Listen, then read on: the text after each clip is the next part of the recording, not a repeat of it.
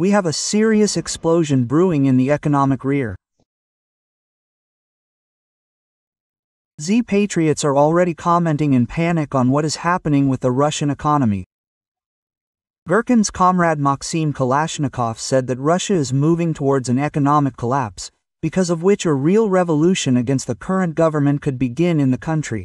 Despite all these cheerful statements that everything is fine, everything is moving forward, we are winning. No, guys, unfortunately, the situation is very bad. I have long forgotten. I ignore the words about unprecedented economic growth. That's it, even officially it has stopped.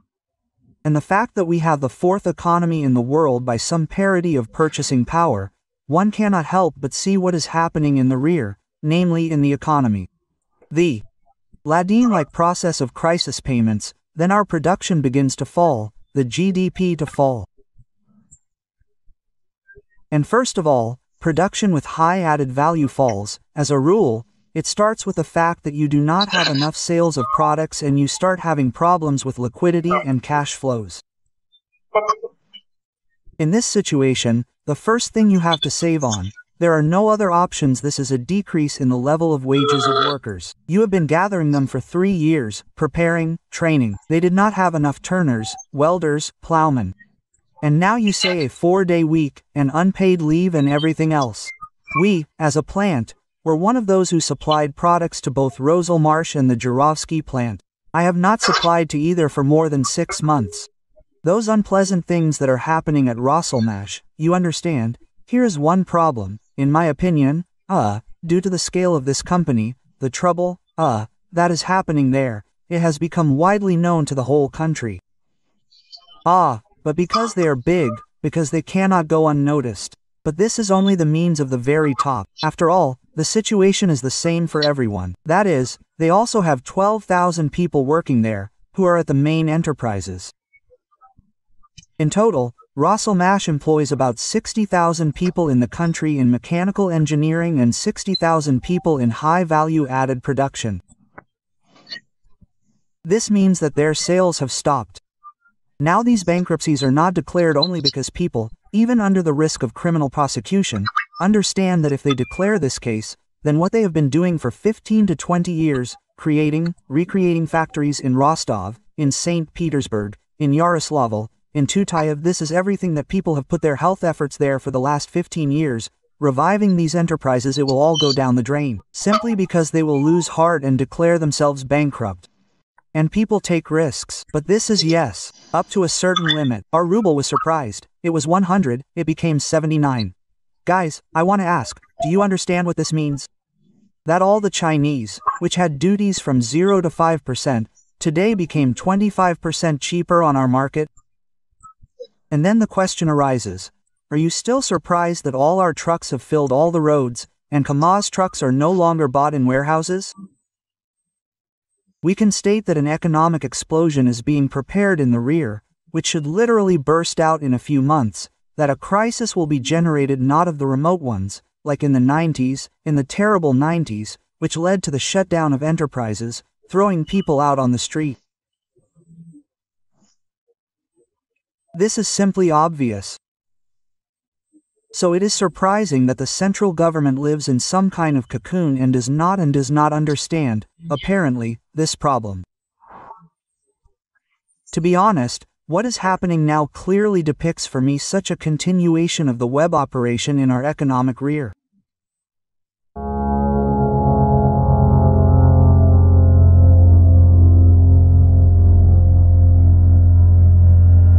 Откровенно говоря, дефицит и нечем, особо крыть, в общем-то, начала нарастать дыра, связанная со снижением дохода. Даже на кремлевском радио уже открыто признают, что санкции все же работают. Ситуация в экономике стремительно ухудшается. Цены на нефть падают, а деньги уходят на войну, которая не приносит результатов. Они признают, что денег в бюджете все меньше, и где их брать никто не знает. Консультант по экономике и технологиям Петр Заборцев признал в прямом эфире, что в бюджете образовалась дыра, которая связана с падением доходов. И одна из главных проблем России – это снижение цен на нефть. Ситуация действительно усложняется. Уже в начале года стало понятно, что федеральный бюджет в тех параметрах, которые он заложен в рамках закона в прошлом году на этот год, не исполняется, то есть в нем начала нарастать дыра, связанная со снижением дохода. Сейчас, когда динамика цен на нефть, от которой мы очень сильно зависит бюджет, показывает, что она намного ниже, чем та цена, которая заложена в бюджет, стало понятно, что доходов, особенно нефтегазовых, будет меньше.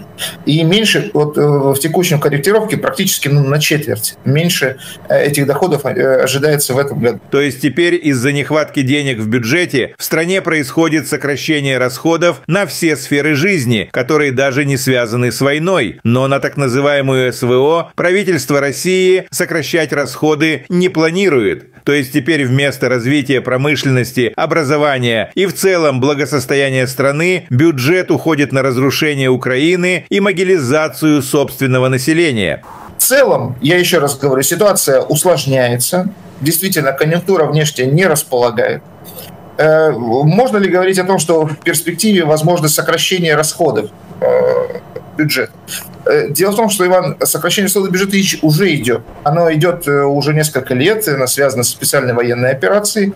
Дело в том, что динамика расходов, она не сильно меняется, а вот доля, расходов на оборону, национальную оборону в ней резко растет. Это значит, что другие расходы сокращаются и перераспределяются, расходы в пользу обороны. То есть они прямо признают, что Путину важнее не развивать свою страну, а вести захватническую войну против другого государства, наращивая при этом российские кладбища. А дыру в бюджете закрыть просто нечем. Откровенно говоря, дефицит и нечем, особо крыть, в общем-то. То есть внешние займы закрыты, по большому счету. Внутренний займ – это в основном только сам у себя, потому что основа финансового сектора – это госбанки. Вот. А ликвидная часть фонда национального благосостояния, она потихонечку, то есть сам-то фонд, он нормальный еще, а вот ликвидная его часть в виде денег, она практически в 2 раза сократилась, 2,5 или с начала специальной военной операции, и вот сейчас она даже меньше, чем мы использовали в прошлом году. То есть, по словам эксперта, в их фонде национального благосостояния уже практически не осталось денег, и остаток там меньше, чем оттуда взяли в прошлом году, а это значит, что до конца года деньги полностью закончатся. Я думаю, что нам с вами, как обывателям, людям, которые участвуют в экономической жизни, куда, чувствительнее, чем эти бюджетные дрязги, будет в целом сокращение экономической динамики в этом году. Дело в том, что с учетом жесткой денежно-кредитной политики и нормализации, то есть по большому счету снижения расходов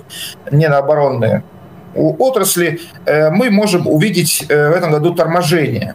Вот степень его резкости торможения экономики, то есть снижения экономической активности, она будет от сектора к сектору разной, но она будет. То есть понятно, что стройка просто уже резко тормозит, это все ясно. То есть получается, что из-за путинской войны государство больше не может тратить деньги на что-то полезное для населения, и в скором времени каждый житель России прочувствует это на себе. Расчеты минометов «Тюльпан» уничтожили очередной населенный пункт, ВСУ. Российские вооруженные силы. Никаких ударов по городам. Ни по каким гражданским объектам ударов не наносят. Но вот на наших глазах российская авиация ударила по жилой пятиэтажке. Сейчас горят верхние этажи здания. Россия вновь пытается оправдать массовый террор против гражданского населения Украины. Вражеские телеграм-каналы в очередной раз обвиняют украинскую ПВО в разрушениях жилых домов и гражданской инфраструктуры, которые на самом деле вызваны массированной ракетной и дроновой атакой со стороны России. В ночь на 17 июня российские войска запустили по территории Украины Украины 440 беспилотников и 32 ракеты. Это один из наиболее масштабных ударов по Киеву и другим городам за все время полномасштабного вторжения. В частности, вражеская ракета разрушила целый подъезд жилого дома в столице. Ракета прошла через все этажи и аж до подвала. Подъезд дома просто сложился. Всего повреждены дома в 8 районах Киева. Российские военные преступники по приказу Путина били по Киеву кассетными боеприпасами, чтобы покалечить максимальное количество мирных людей. Уже более 100 человек с ранениями в больницах. Более 15 человек погибли. Оккупанты вновь пытаются переложить ответственность за собственные военные преступления на Украину, используя для этого информационные манипуляции и фейки. Каждый раз после попаданий в жилые дома Кремль запускает лживые нарративы, чтобы скрыть свою причастность к террору мирного населения. Это очередное доказательство того, что так называемая Россия воюет не только на поле боя, но и в информационном пространстве, пытаясь оправдать свои преступления ложью. Если вот стоит 5-этажный дом, то мы прицелились в подъезд. То где-то вот, если не в этот подъезд, то в соседний точно летает. Ни по каким гражданским объектам российская армия ударов не наносит. Но уже все, уже посыпалась вся эта история. Штукатурка давно слезла. Сейчас начинает проявляться истинная вот эта вот морда. США отменили намеченные на эту неделю переговоры с Россией. Это должна была быть первая встреча, посвященная отношениям между нашими странами. После телефонного звонка Путина с Трампом 12 февраля делегации встречались 4 раза. Дважды в Саудовской Аравии и дважды в Турции. Но те переговоры были посвящены войне в Украине. На этой неделе дипломаты должны были встретиться в Москве. Возможно, причиной отмены стало то, что Путин отверг предложение Трампа о немедленном перемирии. Другая новость. Военные модернизируют ядерные базы у границ со странами Северной Европы. Речь идет как минимум о 5 базах вблизи Швеции. На спутниковых снимках также видны изменения на еще одной старой советской базе в районе города Осиповичи в Беларуси. На базах под Калининградом, на Новой Земле и на Кольском полуострове. Эти снимки публикует шведский канал СВТ. Латвия запретила въезд пропагандистке Екатерине Андреевой и актеру Павлу Прилучному, поддержавшему войну. Об этом рассказала министр иностранных дел Латвии Байба Браже. Как выяснили наши коллеги, расследователи ФБК, у Андреевой есть паспорта Черногории и Гондураса. Благодаря им она не просто путешествует по Европе, но и фактически живет там. А в Россию приезжает только чтобы рассказывать про загнивающий Запад и страшную русофобию. Довольно часто Андреева рассказывает конкретно про Латвию. Якобы там реабилитировали нацизм. Что, впрочем, не мешало ей регулярно ездить в эту страну. У нее там живут дочь с мужем и внучка. В Брянской области при авиаударе украинской армии погибли 2 срочников. Это произошло 13 июня около села Новая Погощ в 2 километрах от границы с Украиной. Всего погибших 3, 2 из них служили по призыву, еще 1 по контракту. 7 человек получили ранения, среди них 6 срочников. По подсчетам Медиазоны, за годы войны погибло 2400 военных в возрасте 18-20 лет. Большинство из них либо призывники, которых вынудили подписать контракт. Вот почему так важно не ходить в военкомат. Даже срочная служба сегодня – это прямая дорога на войну. В Ханты-Мансийском автономном округе в поселке Березово поставят вот такой памятник герою СВО за 5 миллионов рублей. Фигура около 2 метров из стеклопластика смотрит вперед с серьезным выражением лица. Это описание из технического задания. Поселок удаленный находится в 300 километрах от Салихарда. Там живут примерно 6500 человек. При этом туда не ведет ни одна дорога. Добраться можно с помощью авиации, водного транспорта или по зимнику. Местные жители уже 13 лет просят проложить дорогу, но денег на это, как обычно, нет. Но есть на такие статуи. В Белгородской области на Авито появились объявления о продаже систем радиоэлектронной борьбы с дронами. Причем это системы, которые раздали муниципалитетам для защиты жителей. Об этом рассказал губернатор Гладков. Желание заработать тогда, когда крайне тяжело всем, и думают, что некоторые отдельные люди думают, что контроль ослабевает в период напряжения ситуации. Я хотел бы до конца здесь разобраться. Номер серийный у нас есть. То, что выставлено было на Авито, мы это видим. Вот, мне нужно визуальное подтверждение всех единиц, где они находятся. Белгородские власти потратили около миллиарда рублей на систему защиты от беспилотников. И теперь стало понятно, почему они не справляются со своей задачей. Их просто воруют и продают.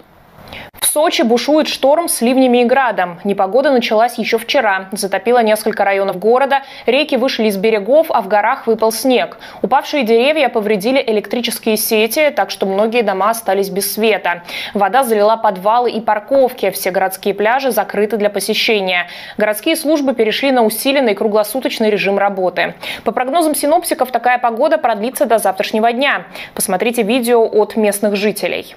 Река Ира вышла из берегов. Ира, смотри, тихо, бревно. Бревно, да, сейчас объедем. Тихо, тихо. Ирка сбушевалась, блин. Новость из Москвы. Суперджет авиакомпании «Азимут» при взлете потерял капот правого двигателя. Самолет летел из Внуково в Батуми, и при взлете у него оторвало несколько деталей. Двигатель оказался частично оголен. Экипажу об этом сообщил авиадиспетчер, и пилот принял решение вернуться в аэропорт. Самолет около часа кружил в зоне ожидания, чтобы выработать топливо, а потом благополучно приземлился. К счастью, никто не пострадал. Фрагменты капота нашли на взлетной полосе. Это уже не первый подобный инцидент с суперджетами этой авиакомпании. 2 года назад при вылете из Минеральных вод у другого самолета оторвались створки левого двигателя. Ну и вообще, после начала войны и санкций российские суперджеты часто попадают в новости из-за технических проблем. В 2024 году журналисты зафиксировали 102... Как могут спокойно ходить по земле русские люди, которые опозорили великую авиационную индустрию? Родина Антонова, Туполева, Сухого, Микояна, Гуревича. И вот сейчас появляется кто-то и говорит, что ну там сюда миллиарды, туда миллиарды. Не получилось. Дипломы аннулировать. Вы не авиационный инженер, вы не конструкторы. Вы позор народа. Вы страну опозорили! Военкор Александр Коц всерьез напуган. Он сообщает, что в России не осталось безопасных мест. Украина может ударить в любой момент и куда угодно. Нет теперь безопасных мест. Я не знаю, что будет следующее. Удивительно, что критическое мышление проснулось лишь у Ходоренка и Коца, которые смогли сделать вывод, что российская военная инфраструктура – это законные цели. Что произошло у нас по всей стране с самолетами? Я вот честно скажу, я не склонен это квалифицировать как террористические акты. Мы все-таки воюем, у нас идет тяжелый затяжной конфликт. Он также додумался до того, что Украина способна проводить успешные операции, в то время как остальные зетники закрывают глаза на очевидные вещи и пытаются приписать наши достижения другим странам. Им очень не хочется признавать, что Россия напоролась на серьезного противника, который может дать им отпор. Я вот тоже не сторонник все валить на западные спецслужбы. У нас многие очень уважаемые авторитетные эксперты сегодня говорят, это не украинцы сделали, это там Ми-6, это Моссад, это ЦРУ. Слушайте, ну давайте не будем тоже из нашего противника, тяжелого противника, с которым мы воюем на земле, делать какую-то глупую обезьяну, которая сама без кураторов Ми-6 или Моссада ни на что не способна. Это не так. Украинцы очень изобретательны, очень хитры. Коц продолжает блистать умом. Понемногу до россиян начинает доходить, что они до сих пор не готовы защищать свою инфраструктуру от ударов. Вопросов очень много. Во-первых, мы оказались совсем не готовы к тому, что тыла нет. При вот этих технологиях вопрос применения FPV-дронов в глубоком тылу был вопросом времени. Вот, пожалуйста, это время настало. Военкор сообщил, что россияне начали замечать обещания укрыть российские аэродромы, которые не были выполнены. У нас сейчас достают ролики 21-го, по-моему, года, где у нас бывший руководитель Министерства обороны говорит, что началось строительство железобетонных укрытий на аэродромах. Где эти железобетонные укрытия? Полковник объяснил своим зрителям, что Россия не может ликвидировать ракеты, которые поставляются в Украину. Ой, я легко вам скажу, что надо делать. Эти заводы надо уничтожать. Хоп, и все. Кнопку нажал баронец, ракета полетела, заводика нет, да? А почему же не уничтожаются? Ведь уже другие ракеты подвозили целыми эшелонами, караванами везли на Украину. И вы нас запытывали, баронец, не лезь по корягу, не виляй хвостом, говори, почему не уничтожаем. Я отвечал честно и прямо. Или не можем, или нет команды. Второе, мне кажется, смешным. Такого не бывает. Далее Зетник объяснил, что российская разведка и близко не сравнится с украинской. Странно, что в России еще никто не догадался, что российские спецслужбы должны быть заняты раскрытием секретных операций, а не преследованием россиян за плохие высказывания в сторону Путина. Я чрезвычайно уважаю разведку. Я когда-нибудь поговорю, мы можем ее хвалить. Это доблестнейшие люди. Это в какой-то мере для меня разведка такая святая структура. Но ведь прокол уже вагон и маленькая тележка, да? Начиная с того, что как были просчитаны возможные результаты начала специальной военной операции, а потом дальше. А потом мы вдруг стали думать, чесать репу, что у нас нету разведывательных структур на территории Украины. Да. А тут, в России, как в шею бездомные собаки, этих вот самых разведчиков, завербованных специальной службой безпеки Украины. Это же правда. Ну, согласитесь, что тут Украина очень сильно постаралась, а теперь мы волосы на голове рвем. Говорят, пушки вместо масла – это плохо, а если ракеты вместо масла? Или история о том, как кончилось там масло дофига? Путин перестраивается на позиции Золотой Орды или хана Кучума. Ну, что тут скажешь? Если Господь хочет наказать державу, он ее лишает разума. В стратегическом плане Владимир Владимирович Путин очень успешно загнал Россию головой в солдатский сапог или валенок. Ну и мы там сейчас лежим и, соответственно, наслаждаемся запахом. Судя по всему, так называемое СВО постепенно превращается в России в СЭО – специальную экономическую операцию. За январь-апрель в России впервые по сравнению с 2021 годом существенно упало производство продовольствия. В годовом измерении показатели по так называемой большой продовольственной тройке: сахара меньше на 32,3%, масла меньше на 15,5%, муки меньше на 7,8%. Причем падают не только общие годовые показатели, но и характеризующие производство в определенный период времени. Например, в апреле на РФ было произведено на 35 тысяч тонн сахара меньше, чем в тот же период годом ранее, меньше на 108 тысяч тонн масла и на 72 тысячи тонн меньше пшеничной и пшенично-ржаной муки, соответственно. Замечаете ли вы в последнее время снижение уровня жизни? Да, значительное снижение. Товары дороже, особенно продукты.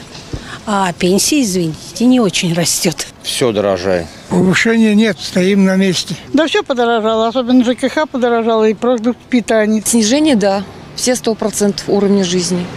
То есть в худшую сторону. Цены растут, тарифы на ЖКХ тоже растут, поэтому, конечно, чувствуется. Но пенсионерам пенсия не очень-то добавляется. Формально РФ якобы считается одним из ведущих производителей и экспортеров продовольствия в мире. И с этой точки зрения, казалось бы, никаких проблем и сложностей с продовольствием у нее не должно быть. Но, как оказалось, ее сельское хозяйство во многом зависит от внешних поставок, начиная с семян, заканчивая технологиями выращивания и обработки сельскохозяйственной продукции. Соответственно, в условиях санкций ее сельское хозяйство стало проседать, кто бы мог подумать. К этому добавились неурожаи определенных культур, это еще понятно, а также своеобразная, другими словами, жесткая кредитно-денежная политика тамошнего Центробанка в условиях перманентно растущих расходов на войну. Кредиты для сельхозпроизводителей, попросту говоря, стали недоступными, начали существенно усыхать или вообще прекращаться разнообразные программы поддержки села. Например, на сегодняшний день производство масла на РФ перестало быть прибыльным и сейчас шатается у так называемой точки рентабельности, уверенно пытаясь наклониться именно в сторону минуса. Нам рассказывали долгие годы, как Путин, Медведев, там, силовики с единороссами выгнали из России западные компании, концерны, значит, все эти там General Motors, там Hyundai, Honda, Mercedes, BMW, Caterpillar, все, что можно было, выгнали и спасли Россию от оккупации, там, от разбазаривания ресурсов. Вспомните, Путин еще в декабре на прямой линии рассказывал, что если бы он знал, что война будет длиться не 3 дня, а там 3 года, а пошел бы он этот шаг, и он сказал, что, конечно, бы пошел, потому что, скажем так, если бы не пошли на войну, то, соответственно, Россия бы там деградировала, утрачивала суверенитет и стала бы сырьевой колонией Запада. Вот теперь оказывается, что мы вот такую многоходовочку решили провернуть и обратно готовы, говорит, забирайте все, что хотите, все недра, только снимайте санкции, верните наши дворцы и замки, сделайте нас снова рукопожатными, чтобы нам не предъявляли за обнуление Конституции, там, узурпацию власти, фальсификацию выборов, политические репрессии. А как в деревне-то дела в целом обстоят? Что у вас производство-то есть какие? Никакого нет. Раньше был колхоз, был, все распадается, ничего нет. Российское сельское хозяйство на подъеме. Животноводство все уничтожили под корень. Колхоз «Дружба» был, карьер, ПМК завод был. 10 лет назад я была лучше обеспечена, чем сейчас. Рыбу перестала покупать, очень мало рыбы покупаю, потому что невыносимо дорого. 10 лет было получше, сейчас еще хуже. С каждым годом все хуже и хуже. Мясо меньше покупаем. Ну, в основном так макарон только едим, да картошку. Теперь раньше как-то на цены не обращаешь внимания больно, а теперь смотришь на цены. И что характерно, это все я не придумываю самостоятельно, а так пишут сами россияне. В данном случае наш бывший соотечественник, а отныне полурусский эдакий Игорь Дмитриев, бывший депутат Одесского горсовета, цитирующий официальные цифры Росстата. Даже боюсь представить себе, что там делается неофициально, так сказать, в реальности. Россия наконец-то догнала и перегнала Америку. Цены на многие продукты в Москве оказались существенно выше, чем в Нью-Йорке. Просто сравните эти цифры. Разница составила десятки, а на некоторые продукты и сотни рублей. Что-то оказалось все-таки немного дешевле. Но инфляция в России в прошлом году составила почти 10%, а в США оказалась ниже 3%. Так что скоро и здесь Америку перегоним. При этом средняя зарплата в Москве составляет 136 тысяч рублей против 579 тысяч рублей в Нью-Йорке. Получается, что москвичи, зарабатывая в 4 с лишним раза меньше, чем нью-йоркцы, вынуждены на еду тратить гораздо больше. Для того, чтобы было хорошо 140 миллионов, нужно, чтобы война кончилась. Потому что война загоняет эти 140 миллионов в совершенно ужасающее будущее. И почти уже нельзя от этого будущего вернуться. Но вот тому, который называется президентом, как раз это все совершенно не так. Ему важно сохранить свою позицию, а для этого он готов пожертвовать интересами остальных 140 миллионов легко, просто без каких-либо напряжений. Поэтому да, с точки зрения российской экономики лучше, чтобы война прекратилась, чтобы солдаты не погибали, чтобы не тратились такие гигантские деньги на оружие. Но это как бы такая абстрактная конструкция. И эта тема никого на самом деле не интересует абсолютно. Всех интересует в России только как удержаться в вертикали власти, как делать, чтобы президент тебя любил. Поэтому все подыгрывают президенту, а президенту нужна война, это гарантия его власти. Поэтому все, что происходит, означает разрушение экономики России, уничтожение ее будущего.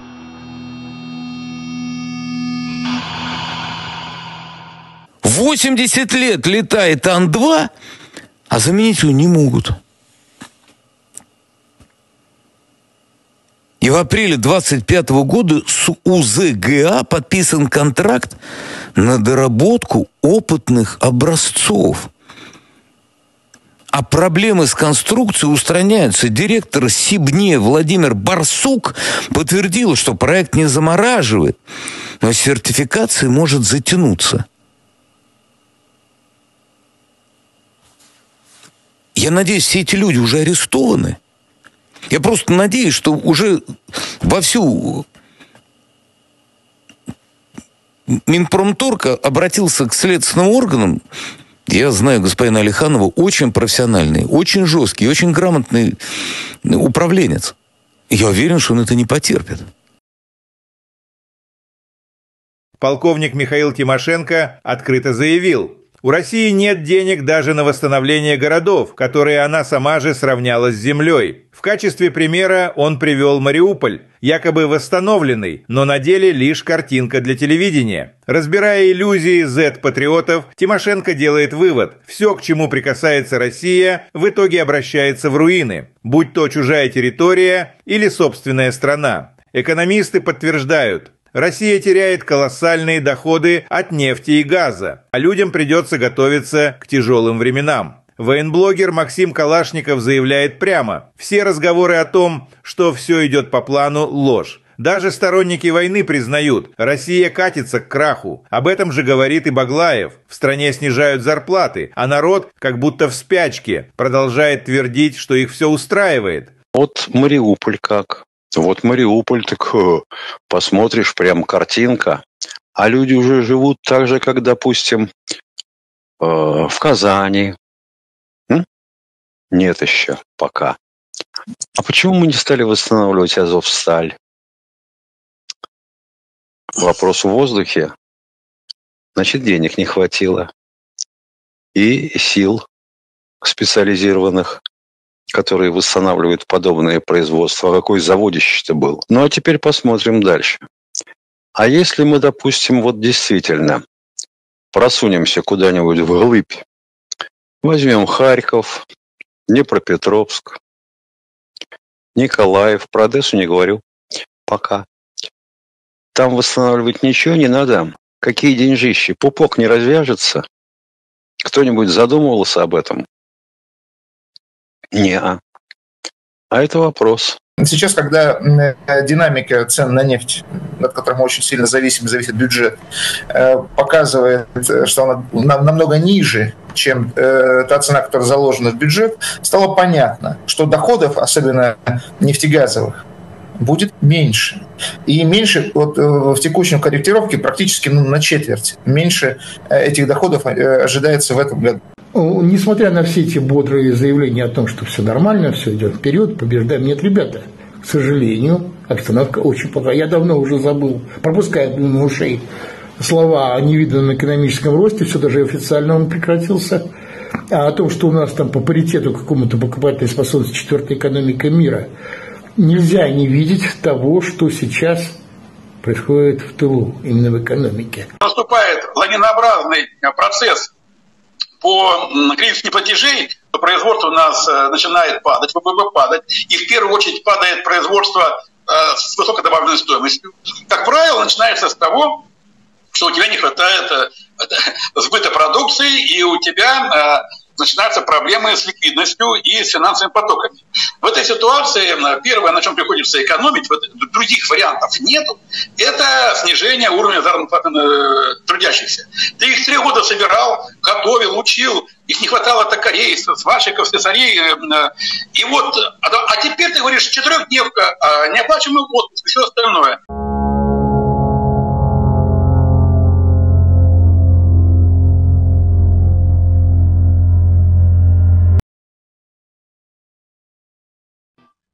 They say guns instead of butter are bad.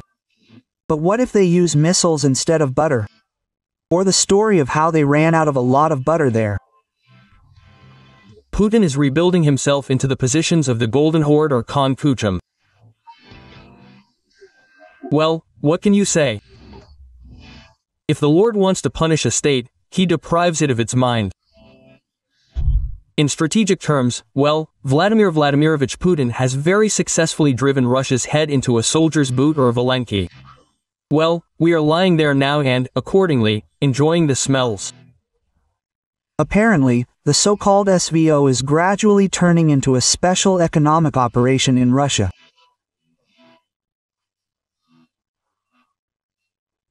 In January to April, food production in Russia fell significantly for the first time compared to 2021. In annual terms, the indicators for the so-called Big Food 3 are 32.3% lower for sugar, 15.5% lower for butter, and 7.8% lower for flour.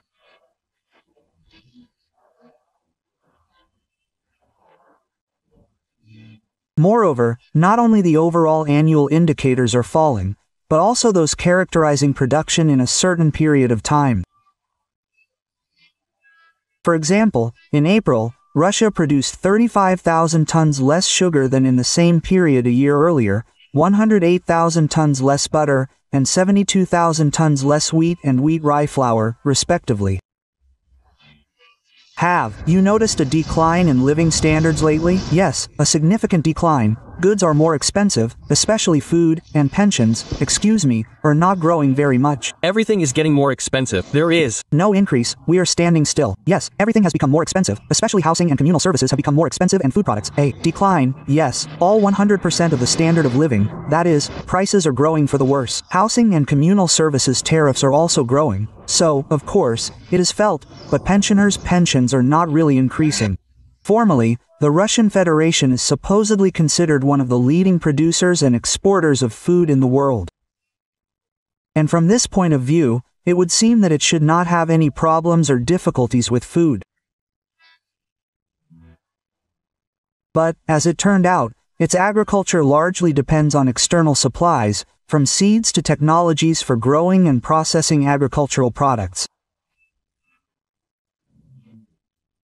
Accordingly, under sanctions, its agriculture began to sag, who would have thought?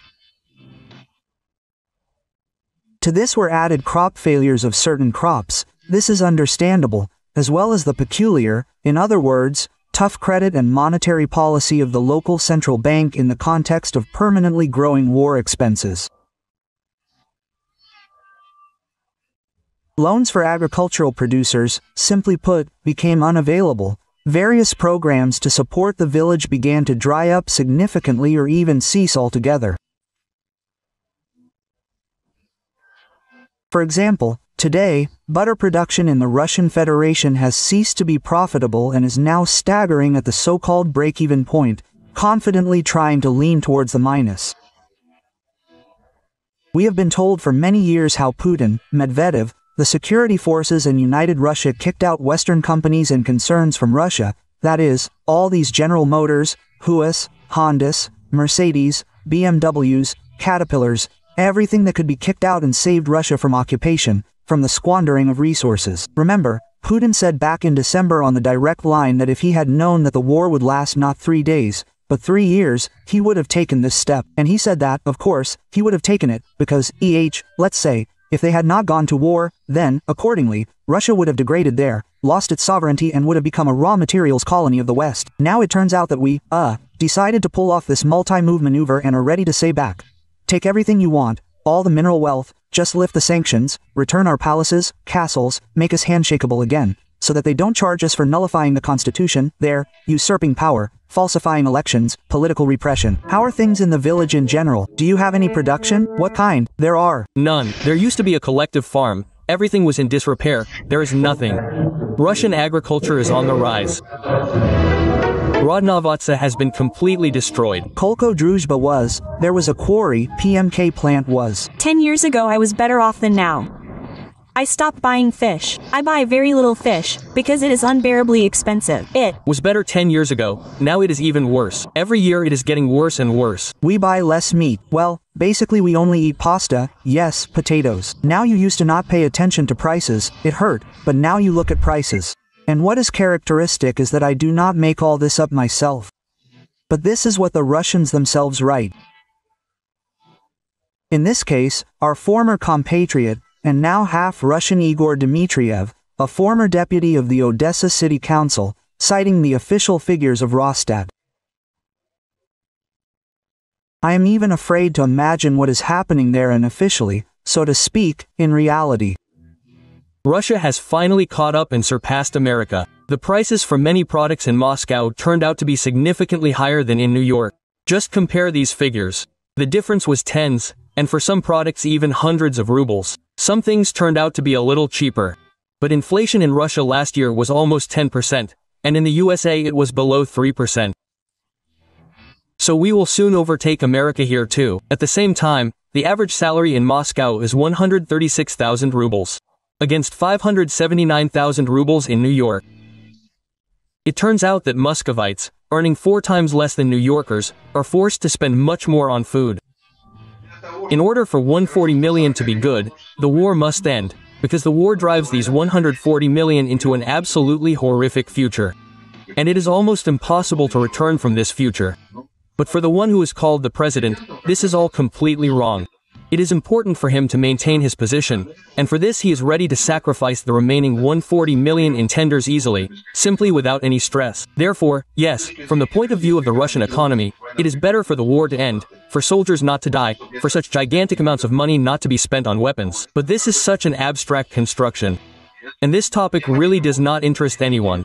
Absolutely everyone in Russia is only interested in how to stay in the vertical of power, how to make the president love you. That's why all the pads are talking to the president, and the president needs a war. It's a guarantee of his power.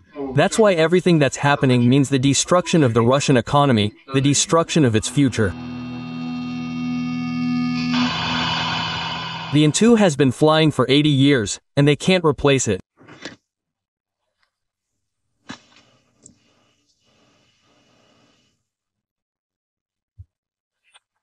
And in April of 25, a contract was signed with UZGA to refine the prototypes, and the design problems are being eliminated.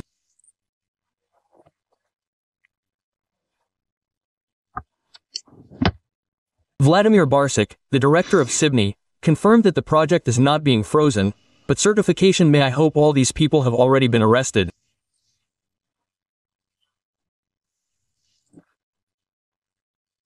I just hope that the Ministry of Industry and Trade has already turned to the investigative bodies with all its might. I know Mr. Alekin. A very professional, very tough, very competent manager. I am sure that he will not tolerate this. Alarming and unexpectedly frank statements are increasingly being heard on Russian television. It was acknowledged on air that Donald Trump has not fulfilled a single key promise during his entire presidency. Moreover, it is now being openly stated that Europe is allegedly rapidly preparing for war with Russia, and the blockade of Kaliningrad is a very real scenario. Increased military spending, strengthening borders, and the deployment of new NATO forces along Russian borders are being discussed. Politician Vitaly Sarukhanov directly stated that, despite the change of power in the United States, Washington continues to actively help Ukraine, from supplying weapons to transferring intelligence, which is why hopes for improving relations with the new American administration have been completely destroyed. What do you think will happen next? But are there really any optimists in this studio who believe that America will not extend this military aid package or will not allocate a new one, in general, will abandon Ukraine and will not help it? Well, does anyone really think so? Are there really such brave people? Nevertheless, all the intelligence that Ukraine receives today, it receives from those same Western partners. They have not cut anything back there radically. That is, and all the same, it is still a factor in their opposition to Russia. Therefore, there is no need, again, to put on rose-colored glasses here and assume that the Americans really think so. Yes, they do not. Moreover, Trump really looks confused lately. He looks like a man who has really promised a lot, taken on a lot. I agree that he is far from a stupid person, that he really is that same New York broker who proved to all of America that he can do anything, at least within the framework of America. Well, can he act on the scale that he is talking about today, global? Because we see the Palestinian conflict, the incident, it is not being resolved. The situation with Israel has not moved anywhere, neither to the right nor to the left. Obas will not let me lie with Iran. The same thing, we are meeting in the wrong place. That is, it turns out that from all of his declared public, these popular Canada, he annexed together with Greenland. Annexed today then with sausages Tulimi did not fulfill a single promise Dovel du convol to the end you do not understand this is already a question every time he says to me there is something to do we will do something else. Weeks. Lately in the studios of state propaganda there is increasing panic all attention is now focused on Kaliningrad which, according to their version, may end up in isolation Roman there is a really frightening moment in this whole story Trumptoboxum he is somewhere there for us beyond the Atlantic and the move is poor we will always come to an agreement with him. Moreover, there is this positive track today internal, yes, we communicate with them. This is not the stubborn Biden administration, but there is another monkey with a grenade, which is arming, arming and arming. These are the Europeans. They really are going to fight us at least by 2030, because you can see how they are rearming, what budgets they are laying down, how their economy is gradually getting on a war footing. And what is most characteristic, here, at least as I see it, they are developing new ideologems, completely Astribian. Remember, I was saying that someday we will remember old Lady Merkel with affection or kind shudder. And we thought that Scholz, well, that's it. That's the bottom of European politics. There's nowhere further to go. And then from somewhere at the bottom there was a knock. Mers appeared with some kind of foamy drink, said, "Hold my mug." That is, these are not politicians, these are not managers, these are some kind of would-be managers who cannot be trusted with just a cart, you know, from a supermarket. The rhetoric has changed. Those who were recently called weak European managers are now described as determined and dangerous rivals. And after 3 years of war, this is the main question heard on the air. What to do next? I understand all this perfectly well, but these grief-stricken managers, who you can't trust with a cart, one works as NATO Secretary General, another works as Chancellor of Germany, a third works as Prime Minister of Great Britain, a fourth works as President of France. The fifth is sitting it out overseas, working as President of the USA. And what to do with all this now? Here, Roman, is the big question. What will all this lead to? I am still worried, and my colleagues have rightly noted, that a certain military crisis in the Baltic is brewing, that they are already still latently, threatening us that our ships will not pass through there, and so on, that the blockade of Kaliningrad is real, of course, and our officials are talking about this. The question is, how far will this monkey with a grenade go? What should we do? Because we don't want to fight, but the question is that, it seems, we are not being left with a choice. The same as from yours. Remember, right? We were simply forced to start this operation. This is a quote from the president. There are no safe places now. I don't know what will happen next. A difficult protracted conflict with a very serious enemy. Russian television continues to admire Operation Spider's Web and is no longer embarrassed to admit that it was a complete failure for them. Military correspondent Alexander Kotso said that the strikes on their airfields cannot be called terrorist attacks. After all, they are military targets. What happened to our planes all over the country? I'll be honest, I'm not inclined to classify this as terrorist attacks. We are at war after all. We are in a difficult protracted conflict with a very serious enemy. Well, I'm not talking about the collective West now, I'm talking about Ukrainians in their pure form, and because they are a very dangerous, cunning, inventive and insidious enemy. Now, it turns out, it's not only the West that is a serious and dangerous enemy, but Ukrainians in their pure form. If at the beginning of a full-scale invasion they had been told that they would publicly acknowledge the professionalism of the Ukrainian special services and would suffer such losses, Z-Patriots would have only laughed, because his colleagues are still trying to convince the people that they are fighting the collective West, and that is precisely why they have been marking time for years. We are fighting NATO, you are ignorant, Nazis. But Kotz admitted that all this is a lie, and they cannot cope with the Ukrainian armed forces. I'm also not a supporter of blaming everything on Western special services. Today, many of our highly respected authoritative experts say, it was not the Ukrainians who did this, it was Misha there, it was the SAT, it was the CIA.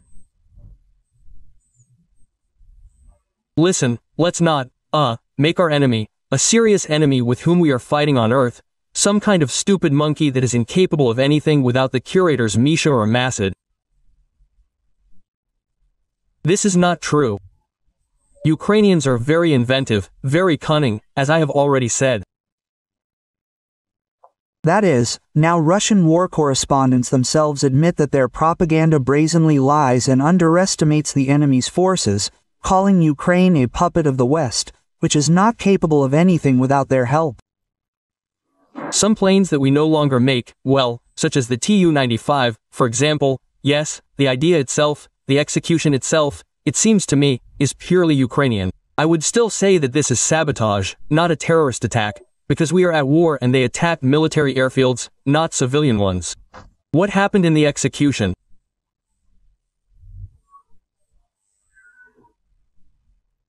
Yes, we see this, a very painstakingly prepared conspiracy theory conditionally conspiracy theory sabotage, when several trucks were prepared in a warehouse that was filmed, which loaded portable cabins, yes, in the roof of which devices were mounted, in which there were all-weather drones, controlled via cellular internet through GSM modules.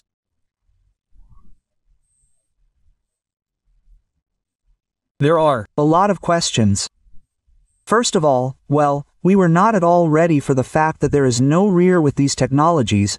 The question of using PV drones in the deep rear, well, it was a matter of time. Here you go, that time has come. That is, according to the Kremlin war correspondent, as a result of Putin's wise decisions, Russia no longer has a rear, and there are no safe places left in the country. After all, Ukraine can reach anywhere and hit targets thousands of kilometers from the border. The question that we have also been discussing, but I don't know for how many years. The question of protecting our aircraft at airfields. The question of physical protection. We are now getting videos from, I think, 2021, where our former head of the Ministry of Defense says that the construction of reinforced concrete shelters at airfields has begun. Where these reinforced concrete shelters are, is unclear. There are no safe places now. I don't know what will happen next. Maybe there will be a submarine base in Kamchatka, nuclear, or in Vedevo, yes, in the Northern Fleet. That's it, anything. Or launches or checkpoints of our strategic nuclear forces there. I don't know what will happen next. Again, a question about the work of agents, when such, well, a whole organization, yes, a conspiratorial one, operates in Russia. Why hasn't it been exposed? Of course, there are many questions about this. The operation is developing successfully in strict accordance with the pre-approved plans. There are no losses in the Russian armed forces. In Russia, the income of funeral companies has increased sharply.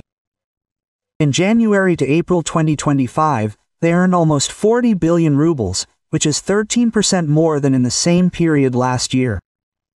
At the same time, the greatest income was received by funeral organizations in St. Petersburg. In the Moscow region, the total income of specialized companies also increased by 13% to 3 billion rubles. In the Krasnodar territory by 12% to almost 2 billion rubles.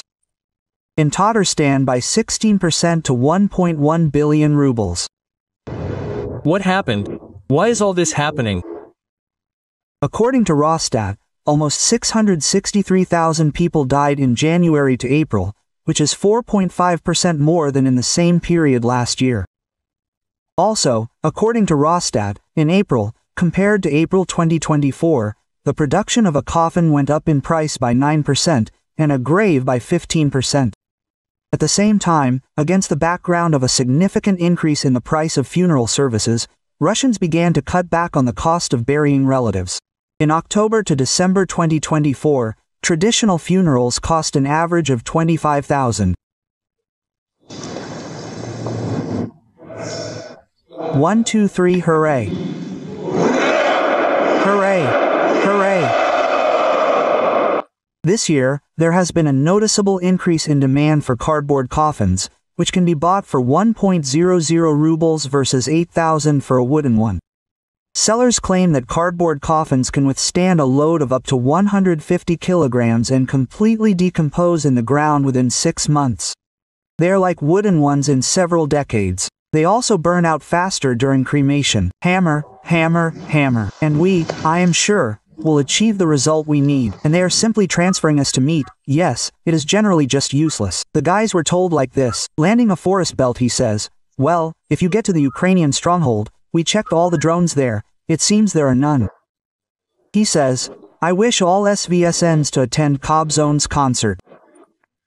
The whole country, in principle, the unity of the country rests on 3 pillars. These are TV, the central bank and the FSB. Do you understand? That is, as if propaganda financing of the regions from the center of Russia and this, well, as if a real puppet vertical, such a semi-invisible one consisting of forests, where each appointee to any position has a deputy in uniform. First, all the money is taken and then, handed out from the master's shoulder. And this model exists and was implemented precisely for this purpose, to make the regions dependent on the central government and suppress any thoughts of separatism. But this model works, that is, we see that the television is working, but it is not shaky, not Volca, yes, people are still sitting in their holes and pretending that this does not concern them. and their loyalty, it is very declarative and completely, as if not, it seems to me, not deep and insincere. The FSB, well, this is, of course, an effectively working mechanism, everyone has seen it. And we continue to observe. And then there is the central bank, but you can, as it were, let the problems be flooded with liquid gold to the extent and as long as you have this resource. And when the economy starts to limp, and we, as it were, well, there we do not reliably know the state of the Russian economy, because this, of course, is all the statistics. There is a subject of free creativity on the part of the people who are there, authorized to give us these statistics. This is exactly the same subject of propaganda as everything else. There are statistics, and therefore sociology, and therefore dictatorship capture them first of all, before they try to capture the media, yes. That is why we do not know what the actual state of affairs is and how long this resource will last. The fact is that the war objectively costs a lot of money every day, and objectively Russia's ability to export its resources and earn money on them has decreased. That is, if Medvedev used to say, "There is no money, but you hold on," now there is no more of it, but the expenditure has become much greater. And what to do with those we liberate? Can you imagine what kind of enemy agents we will acquire? The propagandists have received a new task, namely to convince the people that they need the entire territory of Ukraine, because they have no money to restore the destroyed cities. And what's more, it turned out that the Ukrainians are still a separate people, which cannot be called fraternal. Russian military experts and colonels said that the audience is demanding new victories and conquests. But this turned out to be not so simple, because they have been brainwashing the people for years, and many are now demanding to go to the 1939 borders. And propaganda has to find an excuse and explain that this is still impossible. Are we going to take Ukraine? Please, Mikhail Vladimirovich, that's true. As soon as we broke through to the Dnipropetrovsk region, Viktor Nikolaevich and I were inundated with letters. Take, and that's it. Take, there's no point in discussing it. And we will only talk, the difference is where to go. Basically, you could say, up to the borders of 1939. That's it. Let's try to lay out the cards on the table, so to speak. First, the attitude of society. Well, the Ukrainians have shirkers, we have relaxants. Will they lay down their heads, yes, for this Ukraine or what? Got it. Thanks for the answer. And then the economy. Let's look at the state of the economy now. That is, state propaganda has just admitted that the Russians themselves no longer want to sacrifice their lives for the sake of territories. And they also said that they do not even have the money to restore those cities that were captured 3 years ago. And what can we say about new conquests? Mariupol, like Mariupol, just look at it, it's a picture, and people already live the same way as, say, in Kazan. Not yet. And why didn't we restore Azovstal? The question is up in the air, it means there wasn't enough money and forces. Specialized ones that restore such production. And what kind of plant was it? That is, they came to the territory of Ukraine, burned the cities, and now they say that they will not be able to restore it all. What can I say? The most real liberation. Earlier they assured that Russia would restore everything and it would be even better than before. You see, you need to look at the ruins, remember the ruins of Stalingrad, look at the ruins of Minsk. You see, when it is necessary, there is nothing left. My grandfather told me, he says, I have never seen anything like this. Because when it is necessary to liberate the land, we must liberate it, and we will restore and regret it later. But now no one is even trying to save face. And if, for example, we really push through somewhere into the boulder, take Kharkiv, Dnipropetrovsk, Nikolaev, I will not even mention Odessa yet. There is nothing to restore there. What money? The belly button will not come undone. Has anyone thought about this? No, but that is a question. But now they do not need Kharkiv and Dnipro, because there's no point in ruins after all. Our president talked about taking all of Ukraine. No, so far he talked about what? About the security strip or line. And what to do with those we liberate. Can you imagine what kind of enemy agents we will immediately acquire? And what will happen? So that's a question. It's simply amazing. In the 4th year of the war, they still haven't found out what to do with the so-called liberated Ukrainians. And now they are not brothers, but potential enemies for all of Russia. Will he hold the 3rd round of these negotiations at the end of June or not? What difference does it make? And who will there be to negotiate with? Well, Andrei Anatolievich, ask for real. Someone else is still worried, it will pass. Now they are worried about what we will hit and how we will hit, especially since it was said that we will hit. He says, no, I'm interested. But the third one, no, let's separate the 2 tracks. Negotiations are one thing, let's hold on for a minute is another. Did we confirm, or what, that this will be? What to talk about? Talk about what? Round 3. What to talk about? Memoranda have been exchanged. So, what? What are you talking about? In practice, the Russian military has bristled and is pushing through plans for a long war, aimed, among other things, at depriving Ukraine of access to the sea. However, the capture of Odessa seems to be a medium-term goal. At the current stage, Putin is focused on terrorizing Ukrainian cities throughout the entire depth of the country's territory, as well as organizing an offensive to capture parts of the Sumy and Kharkiv regions, even in the form of territories completely destroyed in terms of infrastructure and depopulated in demographic terms. But the radical militarists are again proposing to organize a circus with referendums in the newly occupied territories.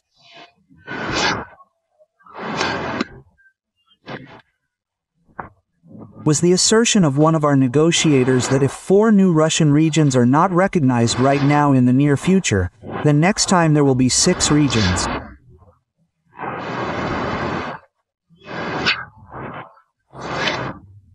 This phrase sounded inside. We can confirm this.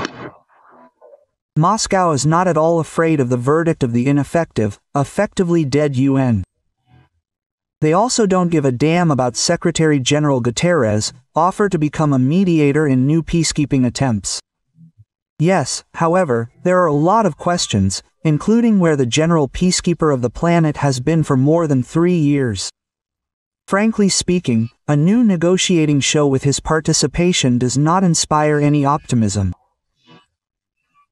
Moreover, in terms of information, UN peacekeeping can be a cover for expanding Russian aggression. But these people are sitting from head to toe in. Here are all these airfield commanders, FSB directors, service, this Narishkin, this Patrushev, and they think like this, that is, we have screwed up everything. So who can we punish? Everyone. We all need to be punished, or let's maybe send Putin home already. Well, since that's the story, now if we finish Putin off, as it were, and finally resolve the Putin issue, then all this will be forgotten. This whole life will start all over again. It will turn out that he is guilty, but there will be someone to blame. The Kremlin veteran himself had an ambivalent attitude towards his own military due to the fear of a military coup, similar to the notorious Wagner March in June 2023. For this reason, in Russia, the generals look like bastards with the heroes of the SVO. Actually, all this is a projection of Putin's fears, which see threats to their dictatorship in everything and everyone. And where should the sanitary zone end? Well, it won't go near Kharkiv, apparently. It should end somewhere near the Carpathians. Oh well, exactly, the Atlantic. By the way, if anything, I'm ready. If necessary, right now, in my free time from the air, I'm ready to serve the motherland in any capacity. Ask for his book tomorrow in the section for those with early dementia or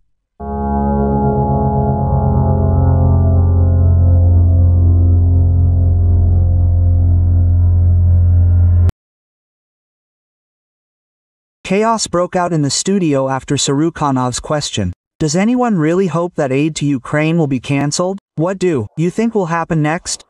Are there really any optimists in this studio who think that America will not extend this military aid package or provide a new one? In general, will abandon Ukraine and not help it? Does anyone really think so? Are there any such ideas? Yes, please. Is it really possible that Boris is just wondering what kind of aid there will be? You are absolutely right. Sarukhanov tried to convince everyone that aid to Ukraine will not stop. After all, the US still provides intelligence data, and no one will even think of cutting this aid. Nevertheless, I remind you, the HIMARS fly reconnaissance. The data is still being loaded into these HIMARS, into these installations, by those very same NATO guys who are either on vacation or with some special assignment in the territory of the SVO, or they were fired yesterday with some retroactive effect, and so on. But nevertheless, all the intelligence that Ukraine receives today, it receives from those very same Western partners. They have not radically reduced anything there. That is, and still this is a factor in their opposition to Russia. Therefore, there is no need, again, to put on rose-colored glasses here. Earlier, propagandists were shouting that Ukraine alone would not be enough for them, that they need to seize all of Europe, and now they are beginning to understand that in more than 3 years they have not achieved their main goal. Now they are frightened by the fact that they have a chance to meet NATO face to face one day. But, Roman, there is a truly frightening moment in this whole story. Trump is a boxer, he is somewhere over the Atlantic and the move is poor. We will always come to an agreement with him. Moreover, there is this positive track today internally. Yes, we communicate with them. This is not the stubborn Biden administration, but there is another monkey with a grenade, which is arming, arming and arming. These are the Europeans. They are really going to fight with us at least by 2030, because you can see how they are rearming, what budgets they are laying down, how their economy is gradually getting on a war footing. Bobbian made it clear to Sarukhanov that he should not underestimate and try to ridicule the leaders of NATO countries. Russia is already at the bottom, and the Zetniks can only ask questions. What should we do? That is, these are not politicians, these are not managers, these are some kind of bad managers who cannot be trusted with just a cart, you know, from the supermarket. I understand all this perfectly well, but these are the bad managers who you can't trust with a cart. One works as NATO Secretary General, another works as German Chancellor, a third works as British Prime Minister, a fourth works as French President, a fifth sits out overseas working as US President. And what to do with all this now? Sarukhanov is worried that Russia will soon cross the line, and Europe will stop warning them about anything.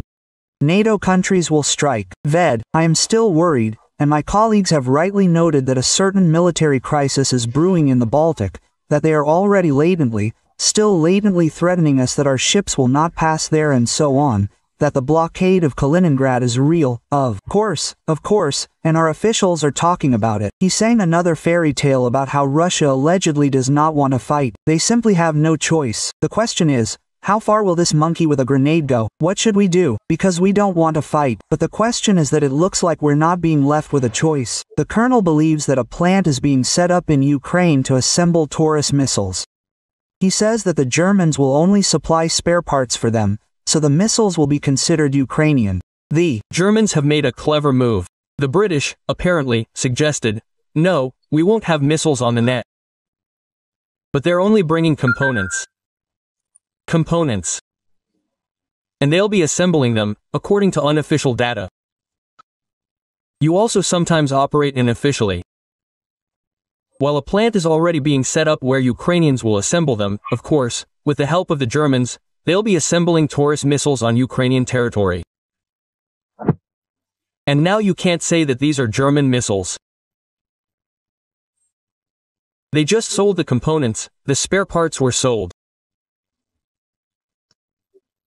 Elements, systems, whatever you want. And the blocks. So how can you prove it now? Another blow to the Kremlin's pride. Hungarian Prime Minister Viktor Orban said that Russia is too weak to threaten Europe. And no one is even trying to argue with this statement anymore. Russian experts admit that they have been unable to cope with Ukraine for 4 years now, and any talk of attacking NATO looks absurd.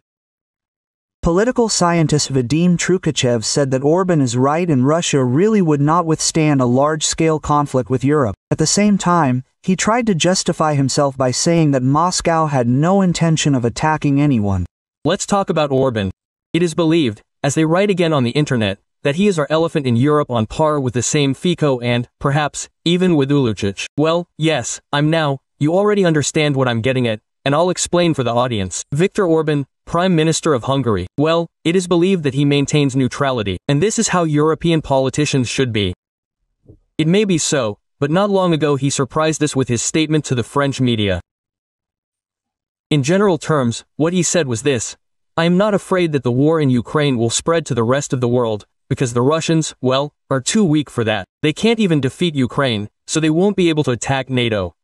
Quote, in Ukraine, first there needs to be a ceasefire, then peace. Neither the Europeans nor the Ukrainians will be able to come to an agreement with the Russians. Russia needs to make an agreement with the United States. A direct conflict with Russia is not at all what Hungary or the European Union needs. What he said is not the most pleasant words for us, that Russia is too weak, but he is right.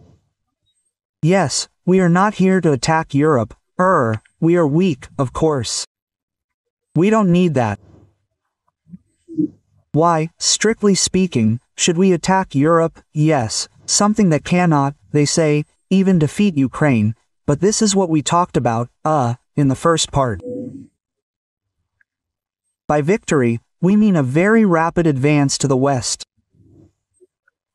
Well, strictly speaking, here Orbit confirmed what I am talking about. Yes, until Russia liberates Kharkiv Zaporozhye, they will think that we are weak enough, just to draw a conclusion from this. Orban run to these are the core confrontations of the European Union in recent years that are made different, yes. The organ, believes that if Russia is not so strong, then it is quite possible to negotiate with it. RUT believes that since Russia is not very strong, it is NATO. A similar position is held by Perebeshchak Mikhailo Nufrienko, who added that Russia has not achieved any of the key goals, including being unable to disable Ukraine's energy infrastructure. We have been destroying the enemy's energy structure for 3 seasons in a row. Have we destroyed it? No, there is even electricity in Kyiv. Not only in Kyiv, by the way. Yes, it is everywhere. He admitted that the strikes were ineffective, because they prefer not to strike at the enemy's logistics, but try to ruin the lives of the civilian population. We understand that the military-industrial complex enterprises and everything related to the war are supplied with electricity first. The population will be disconnected from electricity first. If something happens, the strikes that were carried out satisfied you for 20 seconds. There were strikes today too. Well, last night, 20 seconds short. I have no explanation for why we prefer to strike at the enemy's energy structure, and not at the enemy's logistics across the Dnieper. I have no answer for the 3rd year. The 4th, that the analytics that are provided, they seek to justify the current state of affairs. There are no safe places now. I don't know what will happen next. A difficult protracted conflict with a very serious enemy. Russian television continues to admire Operation Web and is no longer embarrassed to admit that it was a complete failure for them. ZTV Venkor Alexander Kotso said that the strikes on their airfields cannot be called terrorist attacks, because they are military targets. What happened to our planes all over the country? I'll be honest, I'm not inclined to classify this as terrorist attacks. We are at war, after all. We are in a difficult protracted conflict with a very serious enemy. I'm not talking about the collective West now, I'm talking about the Ukrainians in their pure form, but because they are a very dangerous, cunning, inventive and insidious enemy. I'm also not a supporter of blaming everything on Western intelligence agencies. Many of our highly respected authoritative experts today say, it wasn't the Ukrainians who did this, it was Misha there, it was the SAD, it was the CIA. Listen, let's not turn our enemy, the heavy enemy we are fighting on the ground, into some kind of stupid monkey that is incapable of anything without its curators Mishesti or Masad. That's not true, and the Ukrainians are very inventive, very, cunning, as I already said. Some planes that we no longer make, well, like the Tu-95, for example, yes, the idea itself, the execution itself, it seems to me, is purely Ukrainian. And I would still say that this is sabotage, not a terrorist attack, because we are fighting, and they attack military airfields, not civilian ones. What happened in terms of execution? Yes, we see this, very, painstakingly prepared in conspiracy theories, conditionally conspiracy theories, sabotage, when, in a filmed warehouse, they prepared several trucks, which loaded up portable trailers, yes, in the roof of which devices were mounted, in which there were all the front-facing drones, controlled via cellular internet through GSM modules. There are a lot of questions. Firstly, well, we turned out to be completely unprepared for the fact that there is no rear with these technologies. The question of using FPV drones in the deep rear, but it was a matter of time. Here you go, this time has come. The question that we have also been discussing, but I don't know how many years. The question of protecting our aircraft at airfields. The question of physical protection. We are now getting videos from, I think, 2021, where our former head of the Ministry of Defense says that the construction of reinforced concrete shelters at airfields has begun. Where these reinforced concrete shelters are, is unclear. There are no safe places now. I don't know what will happen next. Maybe there will be a submarine base in Kamchatka, nuclear submarines, or in Vedyevo, yes, in the Northern Fleet. Anything at all. Or launches or silos, launch silos there for our strategic nuclear forces. I don't know what will happen next. The question is again about the work of agents, when such a, well, whole organization, yes, a covert one, operates in Russia. Why hasn't it been exposed? There are, of course, many questions about this. Surukhanov tried to convince everyone that support for Ukraine would not stop. The US continues to share intelligence data. Previously, propagandists claimed that Ukraine alone was not enough for them, they needed all of Europe. Now, having realized that they have not achieved their goals in more than 3 years, they are frightened by the prospect of a direct clash with NATO. Babian reminded Surukhanov that laughing at the leaders of NATO countries is stupid. Russia is at a dead end, and the Zetniks are left with only questions about what to do now. Surukhanov is worried that Russia may cross the line, after which Europe will stop warning and launch a surprise attack. He repeated again, allegedly, Russia does not want war, it simply has no other choice. The colonel said that Taurus missiles are being prepared in Ukraine. Allegedly the Germans will only transfer components, which means that the missiles will be considered Ukrainian. What do you think will happen next? Well, are there really any optimists in this studio who think that America will not extend this military aid package or will not allocate a new one, basically, will abandon Ukraine and will not help it? Well, is there really anyone who thinks so? Are there really such jokes? Are there such people? There are some.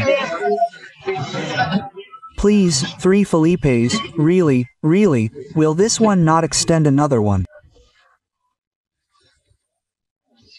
Nevertheless, let me remind you, intelligence data is still flying. These very same NATO guys are loading these installations into these HIMARS. Today, they are on the territory where the joint operation is being conducted, either on vacation, or with some special assignment, or they were fired yesterday retroactively, and so on. But nevertheless, all the intelligence data that Ukraine receives today, it receives from those very same Western partners.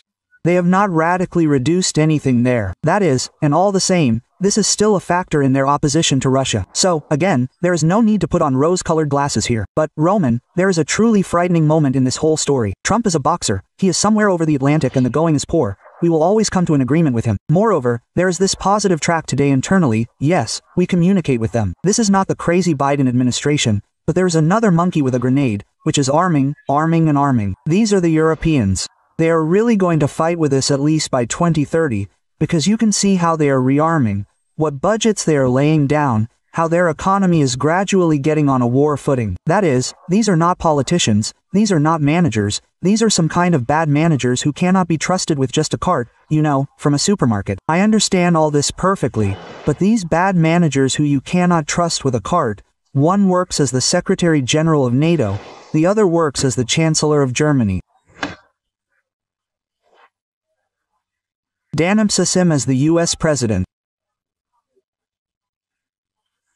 And what to do with all this now? Here, Roman, is the big question. Where will all this lead? I am still worried, and my colleagues have rightly noted, that a certain military crisis in the Baltic is brewing, that they are already still latently threatening us, that our ships will not pass through there and so on, that the blockade of Kaliningrad is real, of course, and our officials are talking about this. The question is, how far will this monkey with a grenade go? What should we do? Because we don't want to fight, but the question is that, it seems, we are not being left with a choice. The Germans went for a cunning move. The British, apparently, suggested, no, we will not send missiles to Ukraine. No, they are only transporting components. And they will assemble this for now according to unofficial data. You also sometimes operate unofficially.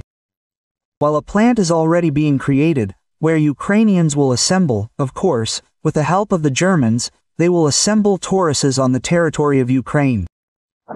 And now it is impossible to say that these are German missiles. They simply sold, component parts, spare parts were sold, elements, systems, whatever you want.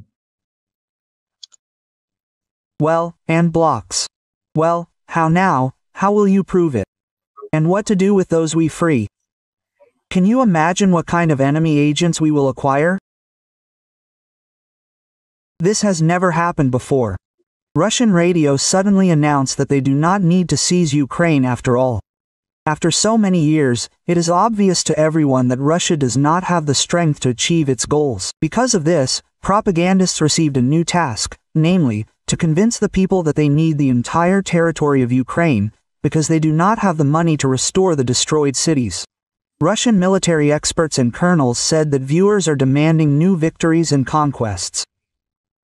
But this turned out to be not so simple, because they have been brainwashing the people for years, and many are now demanding to go to the borders of 1939. And propaganda has to find an excuse and explain that this is still impossible. Are we going to take Ukraine? Please, Mikhail Vladimirovich, that is true. As soon as we broke through to the Dnipropetrovsk region, Viktor Nikolaevich and I were inundated with letters. Take and that's it, there's no point in arguing here. And we'll just talk, the difference is where to go. Basically, you could say, to the borders of 1939. That's it. Let's try to lay out the cards on the table, so to speak. First, the attitude of society. Well, the Ukrainians have shirkers, we have relaxers. Will they lay down their heads, yes, for this Ukraine or what? Got it. Thanks for the answer. And then the economy. Let's see what state the economy is in now. That is, state propaganda has just admitted that the Russians themselves no longer want to sacrifice their lives for the sake of territories. And they also said that they don't even have the money to restore the cities that were captured 3 years ago. And what can we say about new conquests? Mariupol. Like Mariupol, when you look at it, it's like a picture. And people already live the same way as, say, in Kazan. Not yet. And why didn't we restore Azovstal? It's up in the air. It means there wasn't enough money and specialized forces that restore such production. And what kind of plant was it? That is, they came to the territory of Ukraine, burned the cities, and now they say that they won't be able to restore all of this. What can I say? A real liberation. Earlier, they assured that Russia would restore everything and it would be even better than before. Come on, you have to look at the ruins. Remember the ruins of Stalingrad, look at the ruins of Minsk. You understand, when it is necessary, there is nothing left. My grandfather told me, he says, have never seen anything like this. Because when it is necessary to liberate the land, we must liberate it, and we will restore and regret it later. But now no one is even trying to save face. And if, for example, we really push through somewhere into the boulder, take Kharkiv, Dnipropetrovsk, Nikolaev, I won't even mention Odessa yet. There is nothing to restore there. What money? The belly button will not come undone. Has anyone thought about this? No, and that is a question. But now they don't need Kharkiv and Dnipro. After all, there is no point in leaving the ruins. Our president said that we need to take all of Ukraine. He hasn't said what yet. About the security strip or line. And what to do with those we liberate. Can you imagine what kind of enemy agents we will immediately acquire? And what will happen? So that is a question. It is simply amazing. In the 4th year of the war, they still haven't figured out what to do with the so-called liberated Ukrainians. And now they are not brothers, but potential enemies for all of Russia. There is a wonderful idea of building a temple of the armed forces of Russia. And I absolutely support this idea, because the temple will be built by the 75th anniversary of the victory. I am sure that this important, grandiose project of building the main temple of the armed forces of Russia will definitely be implemented as a large national people's project. As a retired colonel, I fully support the initiative that arose within the walls of the Ministry of Defense and personally from the Minister of Defense Sergei Kozhigayevich Shoigu on the construction of the main temple of the Ministry of Defense of all military personnel on the territory of the Moscow region in Patriot Park. We are talking about the construction of the main temple of the armed forces of the Russian Federation in Patriot Park. I fully support this. I support it, including as a person who was related to the armed forces, wore the uniform. The temple that is planned to be built now by the whole world is primarily associated with the Great Patriotic War. But in general, this is a temple to our entire army. Building a temple has always been considered a sacred cause in Rus, and it is doubly sacred when it comes to our army, to people who are ready to sacrifice their lives, to shed blood for our fatherland. A wonderful idea to build a temple to the Russian army. A new initiative has appeared. Defense Minister Sergei Shoigu called on everyone to support the initiative to build a temple on the territory of the park. All this is done with voluntary donations, that is, with our money, with the money of those people who want to invest in this truly good cause. The Ministry of Defense, in my opinion, has done, perhaps, the main thing that has been missing over the past few years. I mean the beginning of the construction of a temple in the Patriot Park near Moscow, a temple dedicated to the entire Russian Christ-loving army. And I call on everyone who understands the meaning of this to take part in this. And I myself want to contribute to this common pot, to this common piggy bank for the construction of the temple. And in Patriot Park 500,000 rubles. I urge everyone to do as much as possible, within their capabilities, but with a pure soul. Russians have collected almost 2 billion rubles for the construction of the Temple of the Armed Forces. It is being built in Kubinka near Moscow with public money. Weapons that will become building materials. The military showed the captured arsenal of the Great Patriotic War, which will be used in the construction of the main temple of the armed forces. Yes, Sergei Shoigu himself said this, right? He said that captured German equipment from the Great Patriotic War has found a use in the armed forces. They will cast the very ordinary steps of the Ministry of Defense Temple, which is currently being built in Patriot Park. All parishioners of the main temple of the Russian armed forces will trample the captured weapons of the Third Reich underfoot. It is from them that the wonderful steps and the front porch will be cast. The weapons created by the Wehrmacht to defeat the USSR eventually became trophies for the Red Army. This entire arsenal will be melted down and then used to build the country's main military temple in Patriot Park.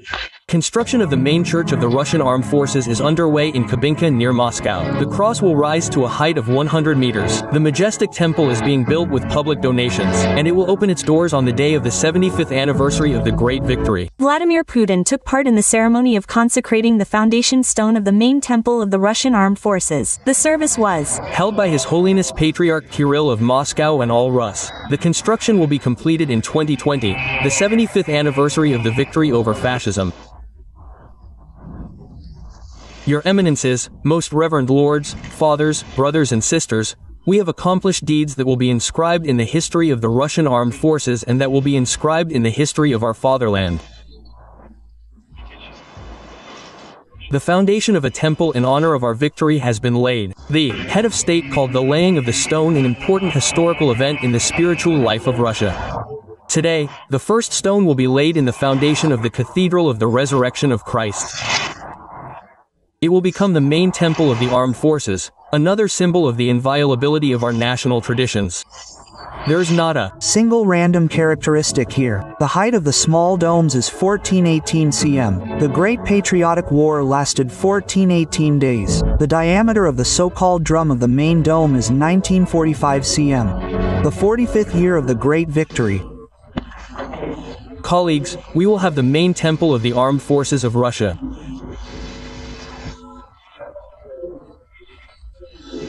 I hope, colleagues, by the 75th anniversary of the victory in the Great Patriotic War, we will complete this construction, and we will have the main temple of the armed forces of Russia. Friends, hello to all.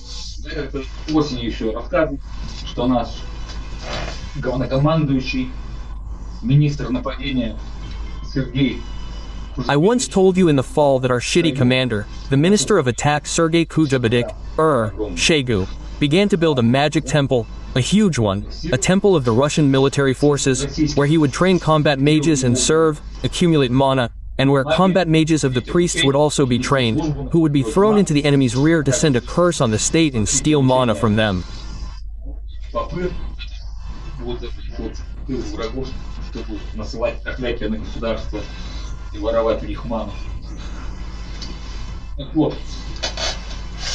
So, some details about this magical structure, the Universal Temple of the Russian Federation, have surfaced. In general, they decided to cast the steps to this temple from captured Wehrmacht equipment. From tanks of armored vehicles. Maybe planes will go there too.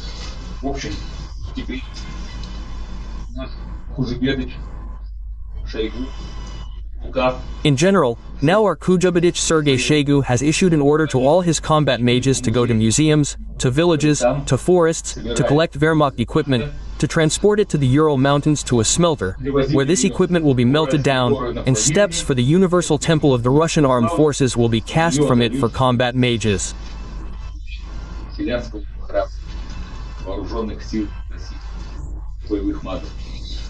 Well, accordingly, this is the first step of the step from Wehrmacht equipment. Then they, Kujabadich, will send their combat mages to the forest, where the battles of the Great Patriotic War took place, will make them dig up skeletons, skeletons of Wehrmacht soldiers. These bones, skeletons of Wehrmacht soldiers, they want to cover the floor with, well, like parquet.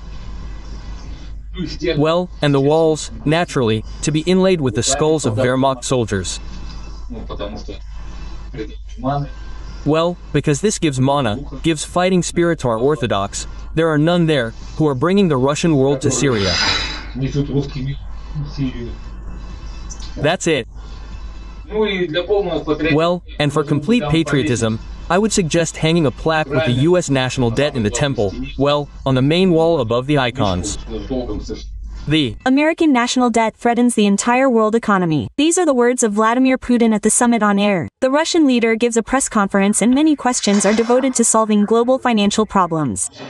Look at the national debt of the United States. It is higher than the country's GDP has already become. This is generally a very alarming thing. This is an alarming signal. And because everyone knows that the U.S. national debt directly adds plus 100 to patriotism and fighting spirit. And you immediately want to give everyone the Russian world, put wooden toilets everywhere and crush all the geese and apples. Well, Polish, there, rotten European ones, yes, in which there is a troublemaker gene, which is.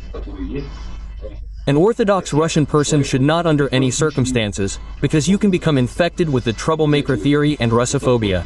Russophobia is our main enemy. Perhaps the main change of this year was Russophobia, spreading to the world from America like an infectious disease. Russophobia, in fact, is a weapon that is used.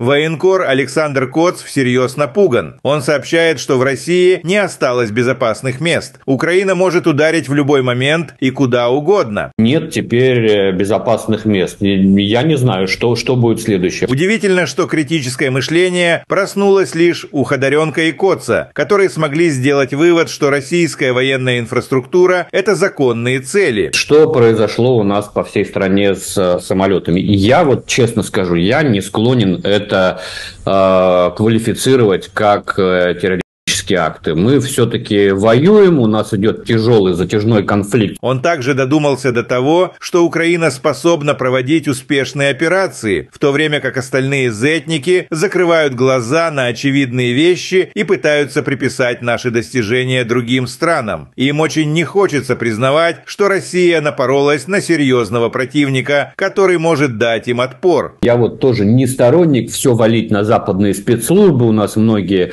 очень уважаемые авторитетные эксперты сегодня говорят, это не украинцы сделали, это там Ми-6, это Моссад, это ЦРУ. Слушайте, давайте не будем тоже из нашего противника, тяжелого противника, с которым мы воюем на земле, делать какую-то глупую обезьяну, которая сама без кураторов Ми-6 или Моссада ни на что не способна. Это не так. Украинцы очень изобретательны, очень хитры. Коц продолжает блистать умом. Понемногу до россиян начинает доходить, что они до сих пор не готовы защищать свою инфраструктуру от ударов. Вопросов очень много. Во-первых, мы оказались совсем не готовы к тому, что тыла нет. При вот этих технологиях вопрос применения FPV-дронов в глубоком тылу был вопросом времени. Вот, пожалуйста, это время настало. Военкор сообщил, что россияне начали замечать обещания укрыть российские аэродромы, которые не были выполнены. У нас сейчас достают ролики 21-го, по-моему, года, где у нас бывший руководитель Министерства обороны говорит, что началось строительство железобетонных укрытий на аэродромах. Где эти железобетонные укрытия? Полковник объяснил своим зрителям, что Россия не может ликвидировать ракеты, которые поставляются в Украину. Ой, я легко вам скажу, что надо делать. Эти заводы надо уничтожать. Хоп, и все. Кнопку нажал, баронец, ракета полетела, заводика нет, да? А почему же не уничтожаются? Ведь уже другие ракеты подвозили целыми эшелонами, караванами везли на Украину. И вы нас запытывали, баронец, не лезь по корягу, не виляй хвостом, говори, почему не уничтожаем. Я отвечал честно и прямо. Или не можем, или нет команды. Второе, мне кажется, смешным. Такого не бывает. Далее зетник объяснил, что российская разведка и близко не сравнится с украинской. Странно, что в России еще никто не догадался, что российские спецслужбы должны быть заняты раскрытием секретных операций, а не преследованием россиян за плохие высказывания в сторону Путина. Я чрезвычайно уважаю разведку. Я когда-нибудь поговорю, мы можем ее хвалить. Это доблестнейшие люди. Это в какой-то мере для меня разведка такая святая структура. Но ведь прокол уже вагон и маленькая тележка, да? Начинаешь с того, что как были просчитаны возможные результаты начала специальной военной операции, а потом дальше. А потом мы вдруг стали думать, чесать репу, что у нас нету разведывательных структур на территории Украины. Да. А тут, в России, как в шею бездомной собаки, этих вот самых разведчиков, завербованных специальной службой безпеки Украины. Это же правда. Ну, согласитесь, что тут Украина очень сильно постаралась, а теперь мы волосы на голове рвем. Соловьев заявил, что в России до сих пор отсутствует эффективная система противовоздушной обороны. Его возмущает тот факт, что массовые группы дронов беспрепятственно долетают до Москвы. Военный эксперт подтвердил, что в стране почти не осталось ракет и установок. Их попросту не хватает для защиты такой огромной территории. Возникает закономерный вопрос. Зачем Россия стремится захватывать новые земли, если не в состоянии обеспечить безопасность даже собственной столицы? Тем временем Соловьев продолжает искать виновных и, по всей видимости, снова требует жестких мер. Военблогер Евгений Гольман также выражает недовольство, заявляя, что на фронт направляют неисправную технику, которая не приносит никакой пользы. С критикой выступает и Калашников. По его словам, завод «Артем» продолжает работу даже после 6 ударов, а сами удары он считает бессмысленными. Он сомневается, что Россия вообще способна точно попасть в цель. Но меня вот что удивляет, знаешь, Андрей Иванович, меня удивляет, когда я смотрю, как мы каждый раз там страдаем от их налетов вглубь нашей территории и не делаем элементарных выводов. И для того, чтобы долететь куда-то, они должны пролететь большое количество там областей. То есть, ну, все же понятно. Неужели сложно тихо и спокойно выставить систему, позволяющую сбивать, знаешь, там, первую область ближнюю пролетели, там, 10% сбили, еще 10%, еще 10%. То есть, уничтожать по мере продвижения. Не говорите, ой, над нами пролетели. То есть, делать эшелонированную, разумную систему. Плюс, сколько мы будем еще делать вид, что лазеры не существует? Израильтяне вовсю уже работают, там, сбивают БПЛА лазерами. Китай там предлагает все технологии. Мы, пионеры в вопросах лазеров, где эти установки у нас? Где? Владимир Владимирович, ну а мы находимся в дефиците средств поражения противовоздушных, как в ракетах, так, собственно, и в установках. Это реальная проблема. Территория у нас очень большая, обширная. И, к сожалению, западные спутники военные, которые предоставляют карту радиолокационного покрытия, особенно в военных диапазонах, там назовем, они позволяют определить свободные зоны от наших комплексов ПВО, где можно проскочить. И, собственно, из-за этого строится маршрут. А как могут быть зоны свободные? Что мешает делать ПВО подвижным? Ну и есть подвижно, оно постоянно перемещается, мы постоянно его меняем, да, и находим, и делаем так называемые засады, то есть на местах движения выставляем, но, к сожалению, я говорю, они доуточняют эту обстановку. Поэтому какие-то комплексы маскируются и не включаются в этот момент, когда идет проход. Какие-то начинают работать, то есть, условно, только дежурные какие-то средства, какие-то работают. Знаешь, Саш, я, честно говоря, в бешенстве. Я когда читаю пропаганду о том, что они в очередной раз нанесли удар по какому-нибудь нашему объекту в глубине, я вспоминаю твои посты на эту тему. Сколько лет мы об этом говорим? Кто вообще отвечает за общую систему ПВО в стране? Элементарные вещи. Там несколько тысяч километров летит эта хрень. Это вещи настолько простые, настолько базовые. По поводу автомобилей, которые передавала нам Омская администрация всяких областей. Ребята, не позорьтесь, вы за все это время передали только эту тачку, которую мы даже ремонтировать не стали, потому что она уже столько сама не стоит. На самом деле мы устали ремонтировать это говно, ведра с болтами. Я знаю глав администрации, которые по 5-7 автомобилей передают в месяц, но это не Омская область. Поэтому заберите свое говно и жуйте его дальше сами, позорники, блядь. А то придумали, где, куда вы ее дели, да вон она стоит, блядь. Никому не нужна. Сообщает о том, что бьют по заводу Артема. Там, где Альгу, по-моему, делает систему залпового огня, если не ошибаюсь, ракеты там собирают.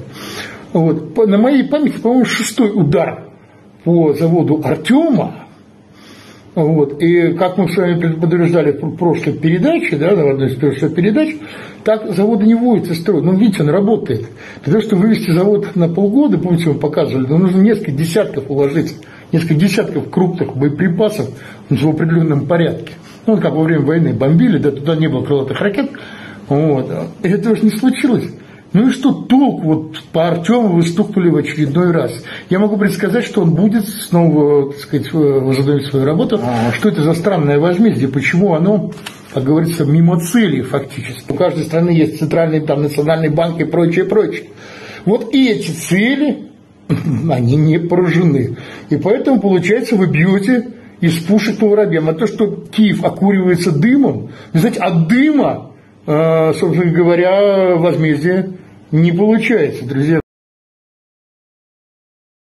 У нас выбора не было. Они бы напали на нас, и было бы все в 10 раз хуже. Путин 8 лет тянул. 8 лет. Вот денацификация. Процесс многослойный. Я вообще сразу скажу, что в этом смысле мое мнение абсолютно радикальное. Я считаю, что даже само понятие «Украина» не должно существовать в будущем. И понятие «украинец» не должно существовать в будущем. Дело не в нашем политическом режиме, ни в чем-то другом. Просто им не нужна такая большая самостоятельная страна, как Россия. Здравствуйте. Ну, как всем известно, в конце февраля 2022 года в Россию прилетел такой черный лебедь, который черный лебедь, что ж ты вьешься над моей головой. То есть, если так называются некоторые непредусмотренные неожиданности, которые разворачивают весь ход вещей в черт знает какую сторону, то у нас нет. И лебедь был заботливо выращен в инкубаторе, и в черный цвет его красили кисточками специально отряженные люди. И полетел он, так сказать, вслед за предводителем стерхов. Так что это лебедь какой надо, лебедь. И вот летит он, милые мои. Вот что началось сейчас? Вот сегодня идет, то есть совершенно слово «нормальный» язык отказывается произносить «война». И появляются мнения, а вот вы знаете, когда она закончится победой, то все будет отлично, потому что мы опять соединимся по-братски, ну если не все, то почти все, конечно, с Украиной, с Белоруссией. И вот будем строить новый СССР. Ну, может быть, не такой социализм, как был, но мы возьмем все лучшее, а худшее не возьмем, и все будет прекрасно. Опа, и тут становится понятно, зачем и откуда у нас Николай Николаевич Платошкин, который левой рукой за социализм и СССР, а правой рукой за войну. Зачем у нас Спицын, который, да, конечно, железные когорты вслед за знаменами со Сталиным, и Андрей Фурсов, который во многом ведь хороший историк, но взгляды, что касается сталинизма, социализма и СССР, ребята, вдруг все как-то проявляется. И вот эти мысли, что все будет хорошо, да. Всем привет от Михаила Евграфовича Салтыкова-Щедрина. Все-таки человек был государственный, губернаторские функции понимал. И даже находились горячие умы, предрекавшие расцвет искусств под присмотром квартальных надзирателей. Так что все будет хорошо. И у нас что будет? Опять границы, железный занавес по этим границам, цензура, единомыслие. Ну, житье будет, конечно, скудноватое. Мы импортозаменим, своим чужое уже заменяли. И вот за этим самым железным занавесом радостно. И тогда начинают возникать какие-то возражения насчет фашизма. Но про фашизм мы еще погодим, про фашизм, потому что мы поговорим про перспективы. 2 слова про наши лучезарные перспективы. Отмечалось, что ежели России не помогла нефть по $100, потому что все равно все разворовывалось, все вывозилось, плитками мастилась Москва за годом год ежегодно, а в результате больниц делалось меньше, школьные программы скудные, ну и так далее, то, похоже, уже ничего не поможет. Вы понимаете, если мы взглянем, вы знаете, вот маленькая выборка, простите за маленькую выборку, вот страны, площадь в квадратных километрах, Россия 17 миллионов 125 тысяч. То есть осталось почти все от Советского Союза, который был 21 миллион с чем-то, но Российская империя достигала 22, там, понимаете, Финляндия, Польша отвалилась, 17 миллионов 125, понимаете, тысяч, да вы что? Вот, а Америка 9 миллионов 525, Китай 9 миллионов 599 тысяч километров. То есть Россия по площади в 2 раза почти больше хоть Америки, хоть Китая, и хоть она практически равна им обоим вместе взятым. То есть земли у нас дофига. По численности населения на этой земле у нас немного хуже. И продолжает делаться еще хуже. Потому что если в Китае на своей земле, ну, цифры округлены, 1 400 миллионов человек, Америка 333, допустим, миллиона человек, Россия 146 миллионов. Это мы считаем как бы официально. И получается, что население России в 10 раз меньше китайского или в 2,5 раза меньше американского. Это уже некоторые трудности в конкуренции. При этом плотность населения, то есть то, что называлось в Третьем рейхе, простите, жизненное пространство. Ну, для понятности, чтобы было где жить, где селиться потомкам, которых станет больше, где хозяйствовать. Вот в Китае на квадратный километр 140 человек, в Америке 32 человека, а в России 8,5 человек на квадратный километр. И Россия по площади населения, то есть по плотности, здесь правильно сказать, по редкости населения, или по плотности, занимает в мире 180-е место из 194 государств. То есть Россия заселена очень редко на своей огромной площади. Это означает, народу мало, есть куда размножаться, не размножается, уменьшается. А что касается замечательной деятельности экономической, то вот вам ВВП. Причем в этот ВВП мы всчитываем что? И нефть, и газ, и титан, и алюминий, и все сырье на свете. И получается, тем не менее, что у Китая ВВП 25 триллионов долларов годовых, в Америке 21 триллион, в России 4 триллиона.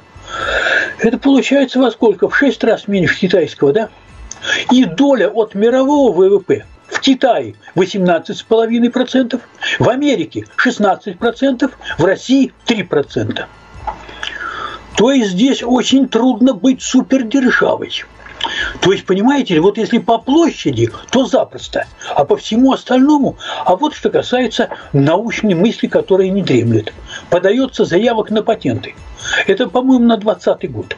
В Китае это было 1 330 000 заявок в год, или 40% от всех мировых. Китай, то есть это Китай. Америка 522 000 заявок на патенты в год, или 16%. Россия 29 000, или 0,9%. Это получается в 45 раз меньше, чем в Китае, или почти в 20 раз меньше, чем в Америке. Вы о чем говорите? Это с такими данными будем строить социализм, а это нефть была, я повторяю, по $100, и сколько газ стоил, и сколько все остальное, и все это все прекрасно знают. Все это не внушает никаких радужных перспектив. То есть, понимаете, берите вы с собой социализм, капитализм, модернизм, архаизм, еще что-нибудь. Не получается, вы понимаете, не получается. Вот почему не получается и как это может быть связано с фашизмом, это момент очень интересный. Оно ведь шло как? Оно шло очень просто. С самого начала, смотрите у нас, простите, что я опять с самого начала, очень коротенько. Если мы возьмем конец 91 года, начало 92 года, какие были силы, которые стремились вперед по той дороге, которая была проложена? Бандиты, которые желали обогащения любыми средствами. Красные директора, партийная номенклатура, которые желали приватизировать. Это определенный сигнал, который они посылают, что как бы они будут и дальше пытаться сопротивляться. К сожалению, западная западные поставки беспилотников поставлены на поток элементов, компонентов. Какой Украины? Вы о чем? Нашей? Нет у вас никакой Украины. А что это у нас с вами нету никакой Украины? У вас нет. Есть. Вы на наших землях торчите. Вам же сказал Леонид. Причем тут Ленберг? Ленберг. Даже Соловьев уже не пытается сохранить лицо и прямо говорит о том, что их страна оказалась не готова к такой угрозе со стороны Украины. Его поражает, что на 4-м году войны дроны ВСУ с легкостью поражают их военные объекты, пролетая сотни километров. Андрей Александрович, меня удивляет, когда я смотрю, как мы каждый раз там страдаем от их налетов вглубь нашей территории и не делаем элементарных выводов. И для того, чтобы долететь куда-то, они должны пролететь большое количество там областей. То есть, все же понятно. Неужели сложно тихо и спокойно выставить систему, позволяющую сбивать, знаешь, там, первую область ближнюю пролетели, там, 10% сбили, еще 10%, еще 10%. То есть, уничтожать по мере продвижения. Не говорите, ой, над нами пролетели. То есть, делать эшелонированную, разумную систему. Плюс, сколько мы будем еще делать вид, что лазер не существует? Израильтяне вовсю уже работают, там, сбивают БПЛА лазерами. Китай там предлагает все технологии. Мы, пионеры в вопросах лазеров, где эти установки у нас?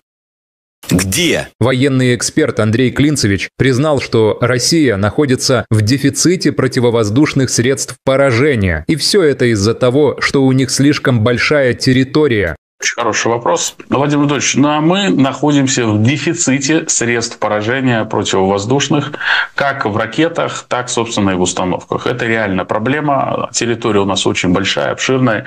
И, к сожалению, западные спутники военные, которые предоставляют карту радиолокационного покрытия, особенно в военных диапазонах, там назовем, они позволяют определить свободные зоны от наших комплексов ПВО, где можно проскочить. И, собственно, из-за этого строится маршрут. То есть эти люди грозили всему Западу войной, а теперь признают, что они не могут справиться даже с Украиной. А как могут быть зоны свободные? Что мешает делать ПВО подвижным? Оно и есть подвижно, оно постоянно перемещается, мы постоянно его меняем, да, и находим, и делаем так называемые засады, то есть на местах движения выставляем, но, к сожалению, я говорю, они доуточняют эту обстановку. Поэтому какие-то комплексы маскируются и не включаются в этот момент, когда идет проход. Какие-то начинают работать, то есть условно только дежурные какие-то средства, какие-то работают. Наше ПВО, оно лучшее в мире. Оно глубоко эшелонировано. С земли ударные звенья боевых вертолетов и их воздушного проводника прикрывают панцири, которые контролируют всю воздушную обстановку и точно знают, свой в небе или чужой. Спустя столько лет Соловьев все еще ищет виноватых в том, что страна так и не выстроила общую систему ПВО, из-за чего дроны могут пролететь тысячи километров и поражать важнейшие военные объекты. Знаешь, Саш, я, честно говоря, в бешенстве. Я когда читаю хохлядскую пропаганду о том, что они в очередной раз нанесли удар по какому-нибудь нашему объекту в глубине, я вспоминаю твои посты на эту тему. Сколько лет мы об этом говорим? Кто вообще отвечает за общую систему ПВО в стране? Элементарные вещи. Там несколько тысяч километров летит эта хрень. Это вещи настолько простые, настолько базовые. И, видимо, Соловьева настолько это разозлило, что он решил сам послужить родине. И если очень надо, то он, конечно же, пойдет на фронт. Кстати, если что, я готов. Если надо, вот прям хоть сейчас, в свободное от эфира время, готов послужить родине в любом качестве. Дед старый. Но если что... Есть еще порох в пороховницах. Так надо ведь. Минобороны бы с удовольствием его приняли. Но все это победобесие заканчивается лишь на словах. Хорошо видно? Это британская НЛАУ.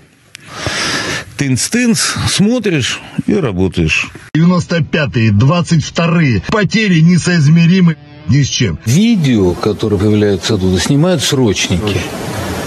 А можно его расстрелять, этого срочника?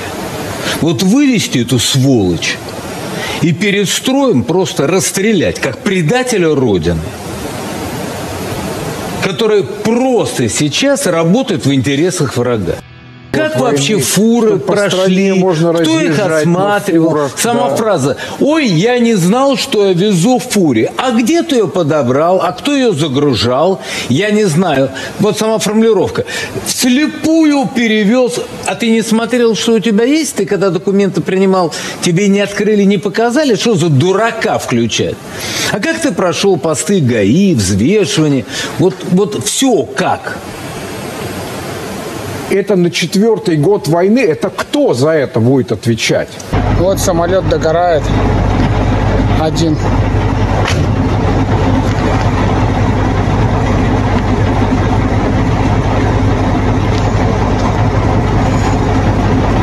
И таких еще 7 штук.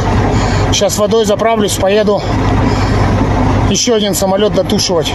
Марк Хертлинг, бывший американский военный с почти полумиллионной аудиторией. Координированная и синхронизированная атака, которая, судя по всему, уничтожила значительную часть российского авиапарка, базировавшегося в более чем 4000 километров от линии фронта, демонстрирует: у Украины бесспорно много козырей в рукаве. США должны немедленно ускорить принятие законопроекта Блументаля Грэма и вернуться к полной поддержке Украины. Получился, в общем, такой вот Перл-Харбор на самом деле. Результат достаточно позорный. Работает враг артистично очень, действительно, так сказать, посмотрите. Посмотрите, да ведь враг бьет не только по престижу. Он вызывает деморализацию, замешательства. Республиканец Дон Бейкон. Путин посеял ветер, теперь жнет бурю. Рубен Брекельманс, министр обороны Нидерландов. Украина неоднократно удивляла нас за последние 3 года. Вот несколько примеров. Потопление Москвы 2022 года, Курск 2024 года и теперь атака дронами на российские бомбардировщики. Давайте будем продолжать поддержку. Можно не сомневаться, Украина еще не раз нас удивит. Нас продают, предают. Нам показали, что мы беспомощны. Брайан Красенштайн, политический комментатор с почти миллионной аудиторией. Украина только что совершила одну из самых дерзких атак в современной военной истории. Это потрясающий пример тайной военной изобретательности. Украина нанесла удар по 41 российскому бомбардировщику на 4 разных авиабазах, некоторые из которых расположены на расстоянии до 4400 километров от границ Украины. Последствия колоссальные. Операция в такой глубинке в тылу врага с использованием мобильных замаскированных платформ еще никогда не проводилась, не в таком масштабе и не с таким эффектом.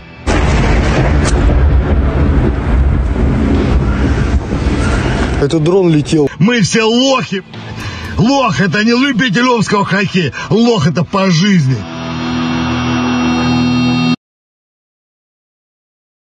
Российский политолог Георгий Бовт признал, что Россия не сможет достичь своих целей, ведь на поле боя явных изменений нет, и никто не примет их условия на переговорах. Результат невозможен на сегодня. Ну, что пыжиться-то? И что изображать какое-то, так сказать, серьезное выражение лица и делать вид, что вот-вот этот результат будет достигнут. Он невозможен, потому что переговорные позиции сторон непримиримы, они несовместимы, и нет пока никаких перспектив для того, чтобы найти там какой-то компромисс. Ни одна из сторон не хочет идти ни на какие уступки. Ведущий Иван Панкин опасается, что после операции «Паутина» украинское военное руководство уж больно осмелело. И приходят заявления, что эта операция была далеко не последней, и Россию ждут еще более страшные удары в самых разных и неожиданных для нее местах. Как-то осмелели после этого украинские официальные лица, причем на уровне Зеленского. Он говорит, что они где-то в нескольких шагах от победы над Россией. Это первый момент.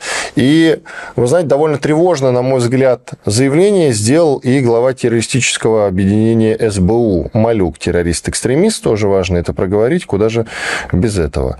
Потому что вот все везде надо проговаривать. А там, вы знаете, довольно... Тревожно, еще расскажу, цитата. «СБУ будет избивать врага там, где он считает себя недостижимым. Мы работаем над тем, чтобы удивить его новыми сюрпризами, не менее болезненными, чем операция «Паутина», та самая». Говорит ли это о том, что они еще раз попытаются что-то такое провернуть, несмотря на то, что Штаты, очевидно, сказали им, что так делать нехорошо? На что Бофт ответил, что их главное преимущество в виде огромной территории теперь стало их главным недостатком, ведь ее просто невозможно прикрыть средствами ПВО.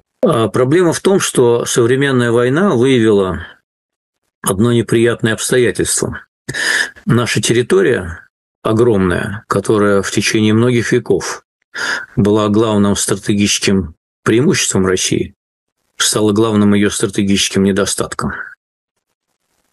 Потому что ее всю нельзя прикрыть средствами ПВО, как выяснилось. Бофт добавил, что Украина нашла дешевый и более эффективный способ нанесения ударов по противнику, из-за чего они несут огромные убытки в самых разных сферах. Ведь в отличие от средств защиты, дроны производятся за несколько сотен долларов, и никто в России не знает, что с этим делать. Более того, эти средства ПВО, средства защиты гораздо дороже, чем средства нападения. Дроны, которые стоят там несколько сотен долларов каждый, а при достаточно массированной западной помощи их можно наклепать и сотнями посылать каждый день по разным объектам инфраструктурным, мирным, гражданским, военным, всяким. И вот эта проблема, она не решена. Как мы видим, практически никак не решена. Удары, которые начались, на минуточку, всего лишь в 23-м году, прилетел первый дрон на Кремль, с тех пор эти удары только наращиваются. И эта проблема до сих пор не решена. Более того, я уверен, что ее не решите созданием никакой буферной зоны, потому что эту буферную зону надо будет создавать до Польши, до границы Польши с Венгрией там, и так далее. Поэтому отсюда вот эта вот уверенность украинского руководства в том, что они нащупали тот метод ведения войны, который для них достаточно дешев, а для нас достаточно болезненный. Огромные убытки несет гражданская авиация. Вот еще несколько месяцев наращивания таких ударов, и у нас гражданское авиасообщение на европейской территории будет парализовано. Это экономический ущерб огромный. Если продолжить бить по НПЗ, соответственно, тот же эффект. Это все большие экономические издержки, большие экономические потери. И военного средства против этих дронов пока не найдено. В идеале, конечно, Израиль мог накрыть свою маленькую страну этим самым железным куполом, который и то пропускает удары. А там насыщенность гораздо больше. Соответственно, прикрыть всю территорию России каким-то лазерным оружием – это задача достаточно отдаленного будущего и очень дорогостоящая. Но мне тоже не нравится, что к нам вглубь прилетают. И я жду, когда мы наконец примем системное решение. Потому что я задам простой вопрос. А кто отвечает за ПВО внутри страны? И мы не найдем на него ответа. Хорошо, а если у нас средство ПВО упадет на какой-нибудь жилой дом, кто за это будет отвечать? У нас закон это описывает, позволяет. Нам нужно возвращаться к Советскому воздушному кодексу. Фронт не посыпется никогда, потому что мы перешли на новый этап ведения боевых действий. Он заключается в том, что раньше можно было совершить прорыв обороны и выйти на оперативный простор. То есть ты в тыл мог войти и дальше. Сейчас это технически сделать нельзя. Почему? Сейчас штурмующие подразделения идут 2, 3, 5 человек. Никто не штурмует огромные, не идут колонны танков. Идет война дронов. Зона сплошного поражения, вот эти 10-15 километров, это зона смерти. Там можно перемещаться в плохую погоду очень быстро на мотоцикле. Все. И противник сейчас наладил производство дронов в Прибалтике, в Европе, защищен от наших ударов. И в их понимании этот процесс не остановится никогда. Потому что на $1 миллион можно сделать там сотни тысяч дронов. Это не снаряды, это совершенно другие деньги. Операторы дронов несут очень маленькие потери. Человек, который сидит в подвале, 18-летний, умеет делать джойстиком, на дистанции 30 километров у него зона сплошного поражения. Дроны залетают. Поэтому ему что, в тыл стрелять, прорваться, что тогда вперед.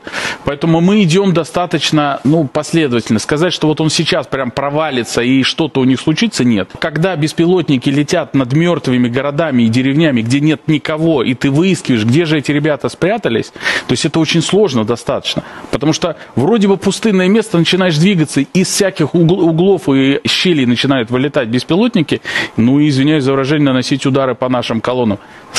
Сам способ ведения войны изменился. Они нашли решение для того, чтобы не проиграть войну. Они отгородились от нас стеной дронов. И теперь большая часть военных даже получают ранения, кого-то убивают, но даже не видят противника. Какой Украины? Вы о чем? Нашей? Нет у вас никакой Украины. А что-то у нас с вами нету никакой Украины? У вас нет. Мы ни с кем не хотим воевать. Россия никогда ни на кого не нападала. Это удивительно, когда великая и могучая страна никогда ни на кого не нападала. Она только защищала. У нас в стране больше нет авиационных инженеров, у нас нет людей, которые... Довести какую-то хреновню 80 лет назад, которая была создана Великим Советским Союзом, сделать ей замену. Требуются вот эти годы и эти миллиарды? То, что можно сделать в авиамоторном кружке гребаном.